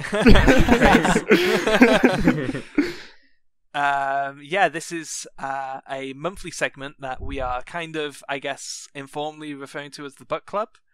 And this is our first ever Book Club as well, which is exciting. Mm-hmm. And we're talking about Mad Max Fury Road, which I'm going to go straight in and say that rewatching this movie, I think this is my third viewing for this recording. Was my third viewing. Mm-hmm. I think this might be becoming like a top 3 with the potential to be like my all-time favorite movie for me. I think that's something I actually started to realize in the process of this. I don't know. That's something I think I have to sit on for a while. But it's definitely like really high up there. It's like, definitely a really good movie. I went into Mad Max Fury Road kind of thinking this isn't really my thing, but maybe I like it. And I came out enjoying it way more than I thought I would. It is really good, actually. So out of you and Jackie, I was pretty confident Jackie would like it, but I was a little bit on the fence about you. Obviously, I think what's in that movie is incredible, but I feel like the tone, like not the tone, but the subject matter might have put you off maybe a little bit. But oh no, yeah. So let's just go around and just quickly first impressions. Liked it, loved it, indifferent. I think me and Anna have kind of covered it. Zaria, what did you think? Well, it wasn't my first time watching it. The first time I watched it was like a year and a half ago. But yeah, no, I really like the movie a lot. Yeah, it's basically just really fun. It is. It is. Oh, there's so much to talk about. It might be my second most fun movie. The first being Girls and Panzer the movie, but that movie's very fun. That's a top 2. That is one hell of a top 2.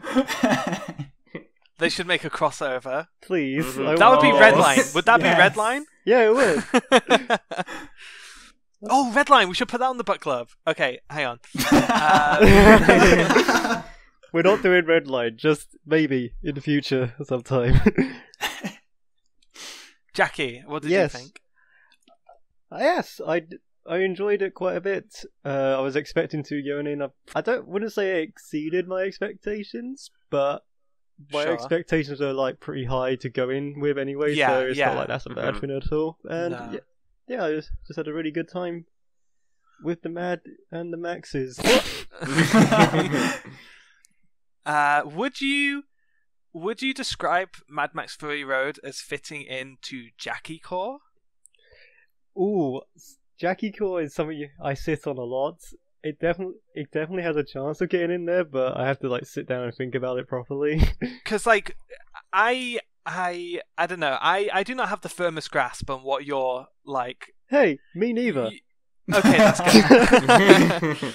But like when I think of like the stuff you're into, I definitely thought Mad Max had a really good shot of being like extremely your kind of thing. More than maybe like anyone else on the podcast. Yeah, I think. Definitely. I think the thing I liked most about Mad Max, which wouldn't be a surprise, is just how loose and how everything can be like destroyed and like broken apart in the film. Mm-hmm. Yeah, like just like the characters, the vehicles as they drive, everything can just be destroyed, broken, and blown up because I'm simple and easy to please like that. So yeah. But on a more like technical level, I think the way like all the action scenes are actually like choreographed and how they're filmed is really impressive. Oh yeah, that absolutely is true. Like, okay, here's a question: who did their bonus assignments of watching behind the scenes features? I've seen parts of them before, but I didn't watch the whole things. You didn't see them for the book club? No. Okay, Jackie, Anna, I did not watch them. Sorry. Okay, that's fine. In pure student form, I did the bare minimum, and hopefully I'll be able to get by. That's fine because I did, and I have I have the bullet points because there's some stuff here that's like going to blow you guys away about how they made this movie. Should we go into that before we actually start talking about like the actual point to point? I really do feel like some of this information is really critical to how you actually look at this movie. Sure. So there was not a single page of script written for this movie. Wait, really?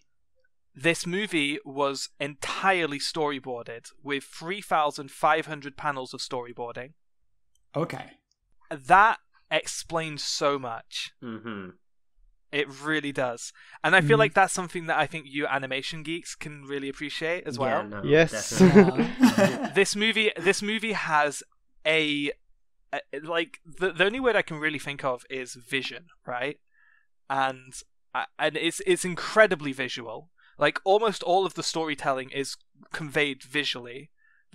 Like if there was a written script, it would probably be one of the shortest movie scripts of any Hollywood blockbuster. You know, Yeah, like, it's probably got a shorter script than a Fast and the Furious movie.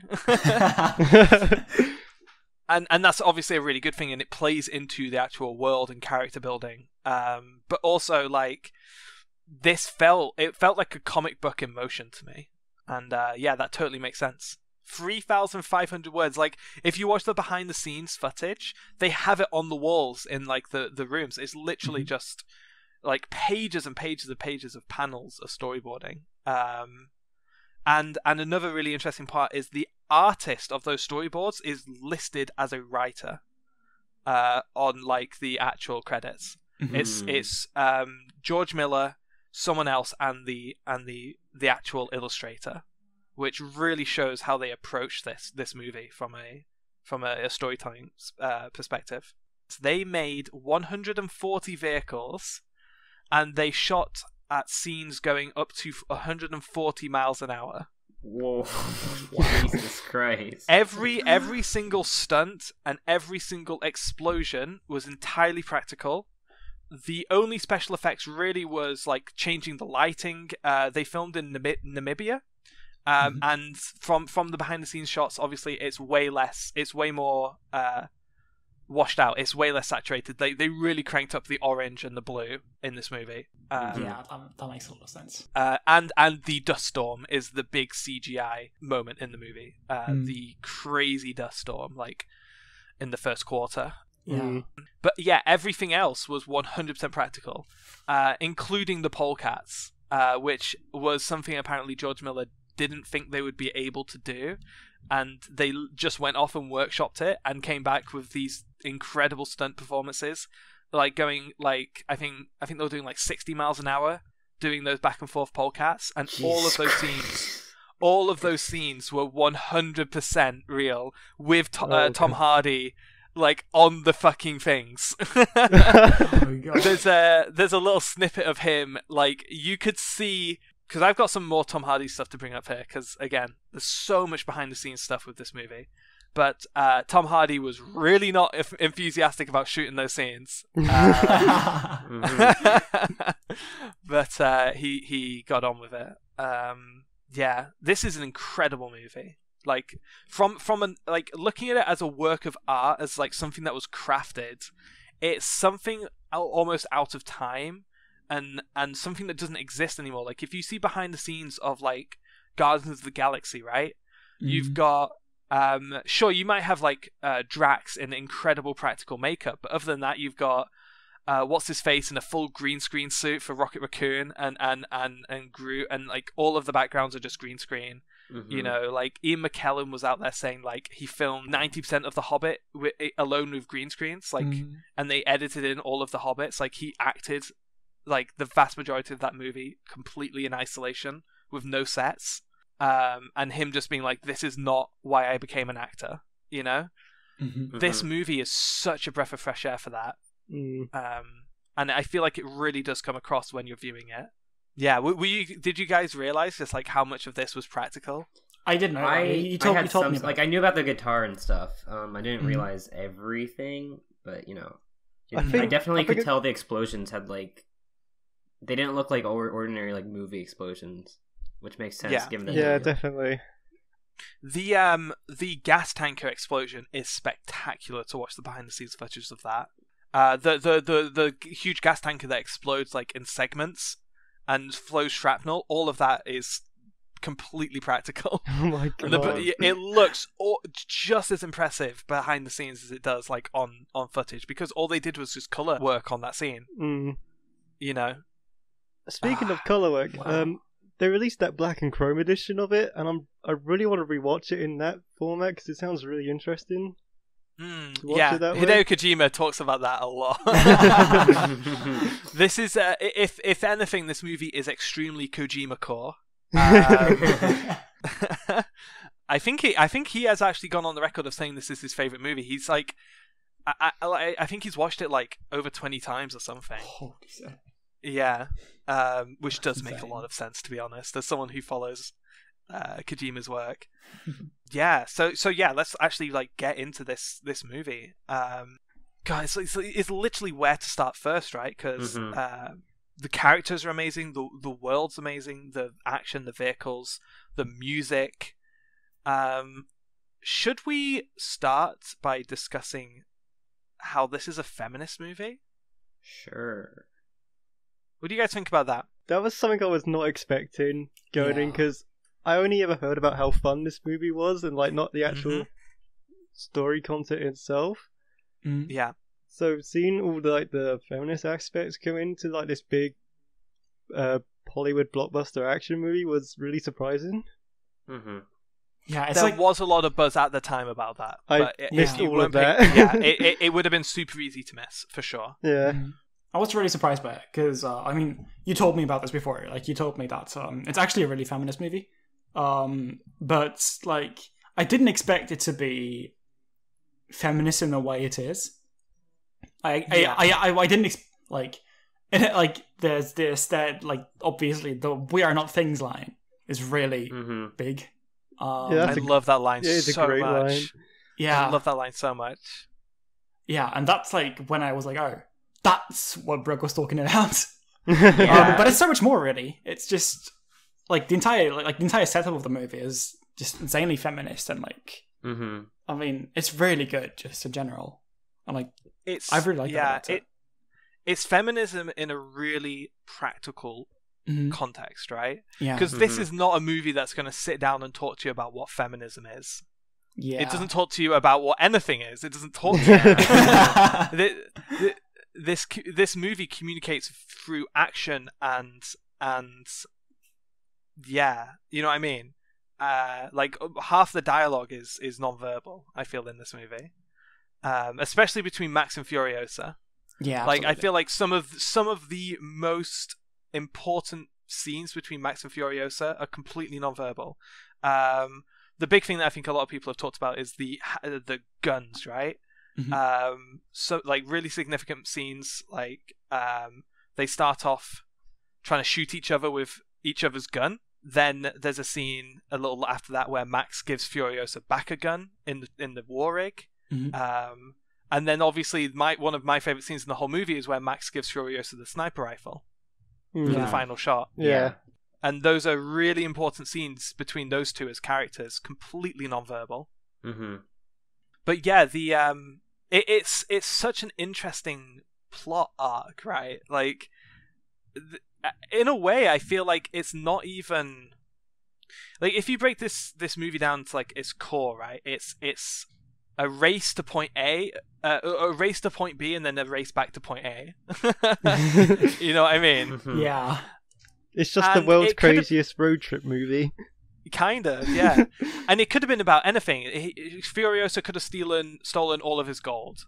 You know what I mean? And the what happens in the movie would be more or less the same.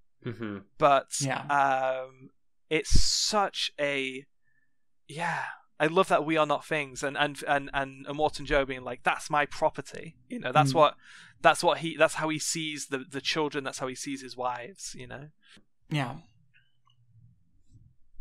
Come on, guys. And anything like, that's the thing. I've got a list of notes, but is there anything like really jumping out at you guys that you guys really want to talk about? I think the big thing for me about the movie was just how much momentum it has. Like, it's this whole thing where like it gets going once, and it never really stops until they meet the old ladies, and then it gets going again, and it just doesn't stop anymore until the very end. And that's like, at the start, it's like, okay, the action's pretty good, yeah. But like, the longer it goes on, the more I got on board with it, and the more I had fun with it. Because like, if I'm completely honest, the movie, more than a feminist piece, it was just a movie I had an insane amount of fun with for now. Like, I really interesting themes, but yeah, I really appreciate a lot of its thematic work. But for me personally, it was just something that was insanely fun, to a point where that I didn't really expect at all. Yeah, that's kind of what I was saying before. Like, the feminism is not integral to the story, but it's garnish, right? Exactly. It's an incredible garnish. And I feel like at the core of the movie, it's I think like the furthest you can break this movie down to is a chase, right? That's what this movie is. Yeah, it's definitely. a chase, and yeah, this is like when I talk about what really inspires me about media and writing of just about any medium, right? Is it's being able to tell a story and create a world that like no one else can do but you. Because they say that like every story's been told, right? And to a degree, yeah, sure, kind of. If you break it down to a redundant enough level, If you're boring, then exactly. This is a chase movie. It is a sequel. It is many things that has been done before, but nobody else on the planet could have made this movie other than George Miller. This was his vision. Yeah, it's his world. It's his characters, and there's so much. Yeah, I just respect that so immensely. I feel like that's kind of what I feel like. Almost all of my favorite works of media have that distinctiveness about it, and yeah, I just respect it immensely. As someone who would love to be able to tell her own stories, that's something I think about a lot. Is this a story that only I could tell? I think to follow this tangent for a bit. I think that is just about every story, though. I think that there are nice two stories that are the same. Even in obviously, yeah, yeah, obviously. I mean, come on, every story you tell is one that only you can tell, in my opinion. So, or the way you tell that story, and it's kind of. It's two different ways of looking at the same thing, right? Yeah, like probably is. Yeah, Probably either every story's been told, or every story is different. Like it depends. It completely depends on like what your perspective is, I guess. Yeah, I guess. But yeah, let's start breaking it down into actual like bit part by part segments here. Let's talk about the tone of the movie, the madness, because I feel like that is a really accurate word to use, right? Madness. In a lot of ways, not just like action and explosions and stuff, but like the actual characters have like they talk in like there's a little bit of dialogue at the start of the movie about humanity has become half-life, right? I feel like that is really true. Like in the way these characters are written and portrayed, it's almost like they're lacking something. Yeah, and it's even in like the really heavy dialogue sequences, like they're almost like toddlers talking to each other. Like almost every character except Furiosa is like a child in a way in their communication skills. I think. Well, I think that the only characters that I take out of that scheme are actually the wives, because I think that there's like even Furiosa in a lot of ways. I think Furiosa definitely, but Furiosa put differently, but Furiosa is Furiosa is still really close to, in my opinion, to people like Max, or I forgot the Half-Life that came over to them. I forgot his name. The War Boy, Nux. Yeah, Nux. the War Boy. Yeah, Nux. Yeah, that's his name. Who is amazing. I love him so much. He's great. He's really good. So amazing. So amazing. And again, like just very quickly about Nux, I feel like like redeeming toxic masculinity is a huge part of the feminism of this movie. Like Nux is an incredibly I think he is actually maybe the best character in the movie. I think it's I would say so. I'm biased towards Furiosa because she's good, and also she's really hot. So like, yeah, she is. So I'm a bit important things to describe. Yeah, priorities. That's my feminist analysis right there. I've been talking a lot. I'm trying to just steer from point to point here. Do we? Yeah. So yeah, the madness. Like, I remember when I watched this movie in the cinema with a huge screen and really loud music, I legitimately felt like I was losing my mind a little bit. Like it was like a fever watching this movie. That's a good way to describe it. Yeah. So you guys, can you relate to that, guys? Not quite, but also I had my parents walk in on me watching it a bunch of times and watching it with me, so maybe that's why. Yeah. This is definitely a movie you can get really immersed in. Yeah, sure. it absolutely is. Yeah. That is true. What about you, Zoe? Would you agree with that? Yeah, I think I would. I think a good way to describe it is like some post-apocalyptic cinematic blanket. Just wrap like yourself that. into it and Yeah.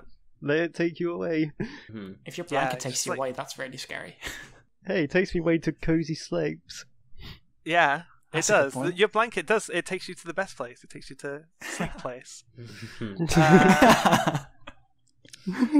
So yeah. I was really hoping that would be really poetic to the world of dreams or something, but No. Yeah. So, oh my goodness! Like, it's literally, I've got a huge list of topics, like talking points, but it's like that. It's such a coherent unit. This movie is like picking any part out feels arbitrary. Yeah, no, I kind of do want to dwell a little bit more on this idea of these almost don't feel like human characters, right? yeah, they don't really. They don't. They're. I think a lot of it just really comes down to it and having a script, right?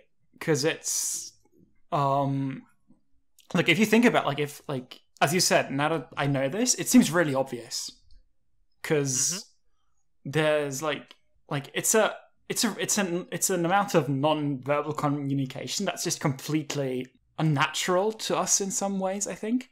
Kind of, yeah.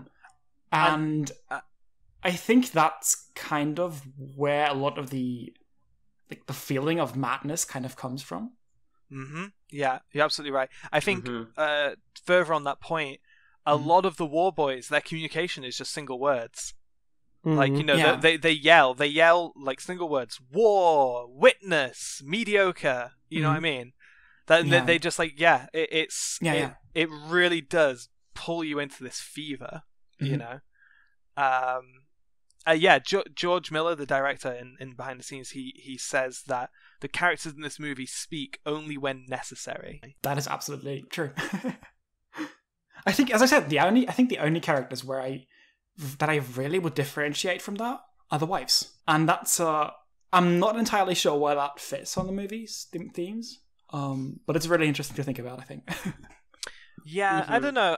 For me, the character who really stood out as being different from the others is Furiosa. She seems, she is like the only character in this entire movie who felt calm. You know, does that make sense? Who felt sane, on a relative almost. scale for sure. Yeah, who felt sane. Sane might be the better word. And even like the old ladies, like they were almost like feral, right? Like you go to these old ladies and you're expecting, okay, like tropes, like these are going to be the wise old ladies who are gonna, but they're like, and they're like monkey picking at each other and and just like basically feral, like communicate almost as poorly as the war boys do, you know. No, I do agree that the wives definitely can. They do most of the communication in this movie, the verbal dialogue for sure. Yeah, they feel very different from the rest of the characters, in my opinion. That's kind of what stood out to me. It's different. It's difficult to say why exactly. Like it's not just the verbal communication part, I think. But yeah, okay, let's talk about some more stuff. How amazing was the lighting in the nighttime scenes? Oh, it was amazing. It was fantastic. Oh, yeah, I mean, the lighting in the movie in general is really absolutely great. The one scene that I was just like, oh my god, is the scene where they're in the war rig and it's nighttime and there's a light in the back of the cabin, and I think it's Nux and like two of the wives maybe are like nestled up in the back of the war rig, and they have a light and it's orange and warm, and in the front there's Max and Furiosa who are in the dark and it's blue and cold, and it just looks incredible, absolutely incredible. That was a shout out I just wanted to make. I don't think there's a whole lot we can talk about there, but I thought the nighttime stuff was just so good. It really did change as well the tone of the movie, and that's that nighttime segment. Yeah, that's absolutely true. That was one of my favorite parts of the movie as well, honestly. Yeah, I feel like that's like the part of the movie that, on a relative point, like it gives you more breathing space, I guess. Yeah, it does for sure. Like you go from them chasing across like this huge like desert to they're trying to get the war rig out of the mud. Yeah. Oh, and the scene where he points at the tree and calls it a thing. Oh yeah, That's such an amazing piece of world building. That's so Oh, so good, this movie. About the nighttime scene, I want to know what you guys think of my little interpretation. I believe in that scene, that is the point in which Max no longer is the main character. I feel like this movie starts with Max being the protagonist and ends with Furiosa being the protagonist. And the scene that, I feel like the scene where that changes is when Max leaves the war rig to deal with the bullet dude, and the camera stays with Furiosa. Mm-hmm. I can see that. I am not too sure about this. I think I've got more. I think what gives it most credibility is how the final shot of the movie. I know I'm getting a bit ahead of myself. It's just of Furiosa herself. Mm-hmm. Yeah. It's Furiosa looking down at Max, and Max walks away, and it's the last shot is Furiosa rising up. Yeah. Mm-hmm. I feel like it's very much a handing over, and especially with the sequel being about Furiosa, I feel like there is a handing over of protagonist. There's a happens sequel in this movie. There is a sequel in development. Yeah, I it's did about not know Furiosa. this. Okay, good. It might be a prequel actually. Okay. But it is about Furiosa. I know that. All much. right. Okay, what I was going to say is, I do not feel like I say for either character they're a main character. I really don't think that there is a specific character that the movie is about. You're probably right there. You are probably right. But in terms of who the camera follows, it starts off being Max and it ends being Furiosa. Yeah, I didn't take a look at that much, but I never really felt like the movie started to be was about Max a lot. It never really felt like that. Feel like that. And never even if the camera kind of followed him, and he was for a big part of the beginning, he was kind of what we followed. We never really did, I think. Max never really does anything, does he? For the first 5 minutes. It's not the movie's not about just gone for 20 minutes. Yeah, he is a passing character in someone else's story. Yeah, Mm-hmm. and I'm not sure.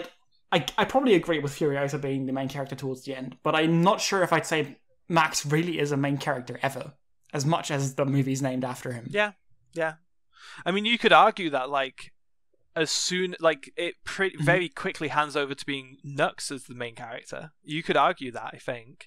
Although the protagonist, with the scene with the war boys taking the wheels and Max Nux hooked up to Max as his blood bag, which is just a fucking bonkers concept, but talking about how he's hopped up on high octane crazy blood and he's gonna strap his blood bag to the front of his car.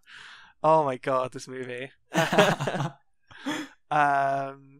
But yeah, that is something that I really picked up on this watching, is how I believe this was a movie about Furiosa. And especially maybe one of my favorite shots of the whole movie, about Furiosa going off in the desert after realizing that her home is lost, basically.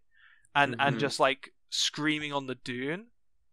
Oh my god, that shot is so gorgeous. Okay, here's a question. Is Mad Max set in Australia? I feel like it is.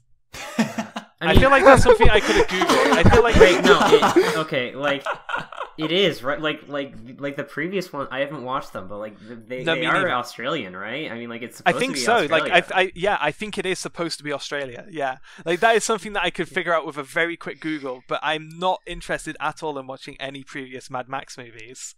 Mostly because Mel Gibson's in them. But also because I don't watch old stuff. I genuinely didn't know Mad Max existed before Mad Max Fury Road. I had never heard of it. Mad Max inspired so much. It inspired Fallout. It inspired Fist of the North Star. It inspired basically Flip Flappers. Kind of, yeah. Although I think I actually would argue that Fury Road maybe inspired Flip Flappers more than that episode. No, episode 3 of Flip Flappers is directly inspired by Fury Road, definitely. Yeah. Now that I think about it, yeah, for sure. Yeah. And that makes total sense with this movie being so non-verbal. It makes total sense that it would be so easy for international audiences to appreciate. But yeah, also another thing I picked up on, which the level of detail in every aspect of this world, I did pick up on the fact that every character in this film is white, unless I missed one. I thought that might be something else to do with it being in Australia, which obviously has a more white population. Was there anyone? No, one of the wives wasn't. What's the short-haired wife was not white. Oh, of course. Yeah, there you go. Okay, you're absolutely right. Okay, never mind. That's because that's something that I could see that being a detail. I could absolutely see that. This movie is so like intrinsically crafted in like every aspect that I could see that being a detail. But you're absolutely right. Yeah. Like I think one of the most interesting aspects to me is like how much the story is based around water. And like water is like a commodity and something that people have to like, will be like something. Yeah. It'll be like the thing that will control most people as time goes by. Yeah, that's that has actually been done before. That's a huge plot point in the Dune novels. I wouldn't be shocked if that's a plot point in like earlier Mad Max movies. I wouldn't be either. Yeah. And it makes total sense, right? It makes total sense, especially like clean water as well. That's a huge thing in Fallout. Is like the original?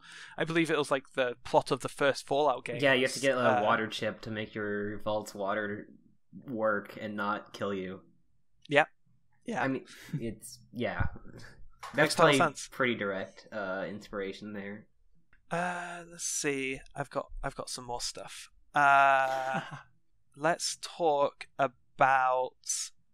Let's talk about scenes, like our favorite scenes. I think for me, like I said, the scene where Furiosa hands Max hands Furiosa the sniper rifle, I thought that was just like it was such an interesting little detail. You know, like they go through the whole point of counting out the bullets previously. They go through the whole thing of like the one of the wives counting the shots Max is taking. And like the moment of hesitation, it's just such an interesting, and I feel like it's a conversation. I feel like that whole thing is a conversation happening. I also really liked Furiosa just growling in Immortan Joe's face, like "Remember me," before she fucking destroys him. Oh my god, that was great. Oh my god, that delivery on that line, holy shit, so good. I feel like that is the Furiosa was the best performance given. Charlize Theron, is that her name? I feel like I might have messed that up. I feel like hers was the best performance in this movie. I think I can definitely go with that. But I was about to say Nux saw it. Also, it just was really fucking good. Yeah, and I think Tom Hardy did a good job for what Max was in this movie. I feel like he delivered a performance of someone who is not entirely sane in a really kind of nice, subtle way. Like Max is very twitchy. That's what I picked up on that. Yeah, I was going to say that was a very physical performance rather than verbal, of course. And the way he like chews on his words as well, I thought was really good. And Tom Hardy is very good at that kind of work as well. Legend, the movie about the Cray twins, I thought he had like very similar speech in a way, like really just chewing on his words. But Tom Hardy, I actually like Tom Hardy a lot as an actor. He's in one of like my all-time favorite movies called Locke, where it's literally just him doing a Welsh accent in a car. Making phone calls for like an hour and 20 minutes. It's just him in a car on the British motorway making phone calls, trying to stop his life from falling around his ears. Such a good movie. That sounds great. Yeah. But yeah, like all the like across the board, I think just great performances. But I feel like Furiosa was just amazing. I think we might just wrap it up here, right? We've been going for 40 minutes already, so... Kind of. I do have some more things. Like, I want to... Okay. Sorry. Well, I mean, there's definitely... It's more like I'm trying to prioritize, right? Because one of the things I want to do is I want to ask, what is everyone's favourite car? what was everyone's Ooh, famous quote as well? I really want to tie that one down. Okay, I'll start. I guess. Yeah. My favorite car was definitely the one with the guitar dude on it.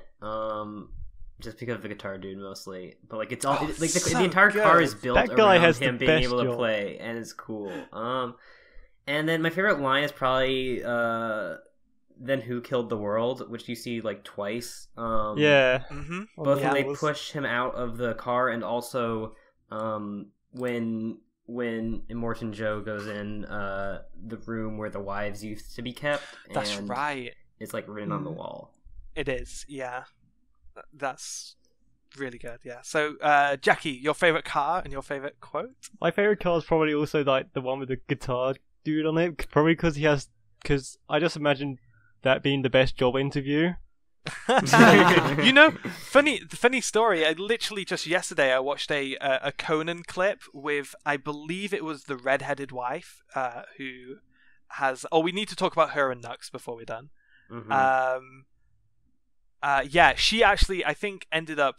She's definitely dating, maybe married the Doof Warrior, the guitar dude. Yeah. Who apparently is incredibly attractive underneath the doof. He already looks amazing. He does look so good. I'm so glad as well that they managed to tie that thing in to the actual chase, like right at the end. Like Max is on there, like smacking people with the guitar. Yeah. And the dude's like flying around on it. Ah, so happy. And what's your favorite quote, Jackie? I have two. Like, just for pure like, hell yeah, I'm into this. If I'm gonna die out on the Fury Road. Just because, like, okay, I can get behind this. And just on a more emotional level, Max just say, "My name is Max" towards the end. Yeah. After, of course, he was asked about his name early on in the film. Yeah. Historic. That's it. If I'm gonna die, I'm gonna die historic. That's it. Which is, I don't think that's how you use that word, but it fits so perfectly. You know what I mean? I mean, yeah. Yeah. Anna, how about you? I think the car that I like most might be the one that Immortan Joe is in, but I'm not sure anymore. I'm sure. I didn't pay too much attention to the cars, if I'm honest. There is a 15-minute behind the scenes clip going through them all. I believe that one is two cars on top of each other. Yeah. Holy shit. I think they took like an old classic American car and stuck it on top of a monster truck. Holy shit. I can get behind this. Yes, yeah. Same. And my favourite quote is just "Witness me," Nux at the end. Yeah. Yeah. Oh yeah, of course. Yeah, the full circle, obviously. Yeah, that was really good. I love that. Well, we haven't even talked about the chrome or anything. Like, there's that incredible scene. I feel like the scene that really just sold me on this movie when I was watching it in the cinema was the Witness Me scene. Like in the first chase segment, where the I want to say Morsov, mediocre Morsov, like he gets shot in the face with like a hand crossbow, and he's like getting up, and the music is incredible. We haven't talked about the music. Oh, the music is fucking good. It's so good. Yeah. He's like pulling himself up, and they're just like yeah, he chromes himself and screams "Witness," and he dies onto the car, and that stunt, the whole stunt was incredible, because that was being shot at like God knows how many miles an hour. Jesus Christ. Yeah. I love it so much. I think for me, I love the war rig. There's so much detail and personality on that thing. You know, from like the scenes of Max and Nux spitting what I assume is petrol, maybe nitrous, because they do reference nitrous, I believe, when they're talking about all the stocks they've used. When the big fat dude is like, we've used this much bullets, this much petrol. I believe he says like canisters of nitrous as well. So I don't know what it is they're spitting into the engine, but it could be nitrous. But yeah, the knife in the gear stick, the ignition sequence on the pedals. All of the guns everywhere, like the hidden passages, the little fuel pods. Yeah, and like, was it Nux or Furiosa who's like underneath it doing repairs on, because it has two engines, right? And one of the engines cuts out, so I think it's Nux goes down, and he's there repairing the engine. Yeah, I was just thinking about the scene of where Max, for example, just the nitrous again, where Max starts spitting the nitrous so Nux can go down. That was a really cool scene as well. I like that a lot. Yeah. And my two favorite lines, "We are not things," is incredible. That especially like it was during the scene where the pregnant wife shields Furiosa and Max like halfway through, right? That I believe is like Morton Joe yells like, "That's my property," you know. I think that's just an incredible line. So simple, but in the context, right? It's incredible. Yeah. And witness me, so good. It's so good. But yeah, should we let's spend our last little segment here talking about the music, because oh my god, I actually just listened to the whole soundtrack on Spotify and I would highly recommend it. I've used some of the tracks. Yeah, I've used some of the tracks as battle music for my D&D group as well. Yeah. I highly recommend Brothers in Arms and Spiky Cars. It's really good how much it does for the movie. I'm a big fan of just how, like, as I said like earlier, like I'm amazed how much momentum the movie has, and how much fun it is because of that. And the movie is such a big part of that, I think. Yeah. And I believe it's a EDM artist who did it. I think. Really? I don't know. I'm actually going to double check that because I don't want to be wrong. Yeah, okay, so it's Junkie XL is his name. He's a Dutch composer, multi-instrumentalist, DJ, producer, and engineer, which sounds exactly the resume you would need for that soundtrack. And yeah, he seems to be doing okay at the minute. He's done Deadpool, Justice League, Batman vs. Superman. Wow, yeah. Yeah, so he's definitely picked up some work. I don't know if Fury Road kicked that off. Maybe? No, he's been doing work for a while, actually. Yeah, no, he's done a lot of stuff. But yeah, incredible. Like, this movie, I don't know if you guys know, this movie won 5 Oscars and was nominated for 9, I believe. Criminally, not for soundtrack. But yeah,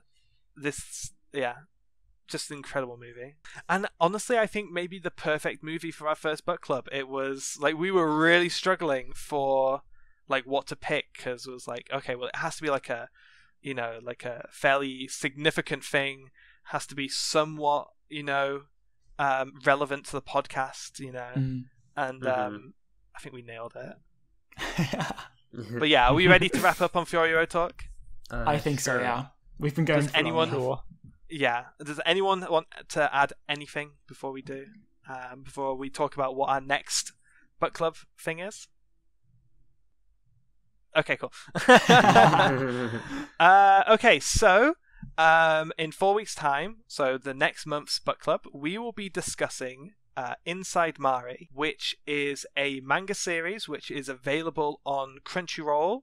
I have never read a manga on Crunchyroll before, but apparently it is included in your Crunchyroll subscription, which I think would make it very easy for people to access. I think maybe a lot of our listeners probably have a Crunchyroll subscription. If not, I think some of our members might have codes. Or not codes, like a discount code. I wouldn't be surprised if Lachlan has one of those. If not, you will definitely be able to find one somewhere. They sponsor a lot of other podcasts as well, so try and find yourself a code if you're picking up a sub. But yeah, it's 80 chapters of manga, and I don't know much about it. I think this was an Anna pick. Yes. If you want to maybe just literally in the most least spoilery terms, just describe like what kind of manga this is, you know, genre-wise. It's about a guy who's really obsessed with a girl that lives around the corner, and who frequents a convenience store, and he's basically stalking her, and he's really obsessed with her as a person. And then suddenly, one night after following her, she turns around to him, smiles at him, and then he wakes up in her body. And that's a synopsis. Okay, so that's that. We can see how there's relevant themes. we're all stalkers. No, yeah. So that definitely sounds interesting, and I believe it's by the same author as Aku no Hana. Yes, it is. which is also actually funny enough just got added. The anime just got added to our book club potential list. That's why I thought of it actually. Yeah, I think it's a really good pick, Anna. I think I'm personally really looking forward to someone who knows almost nothing about it. It'll be a good one. Yeah, and I think Brooke, especially, you will really like it. I think this is really. It sounds like something I'd like. Yeah.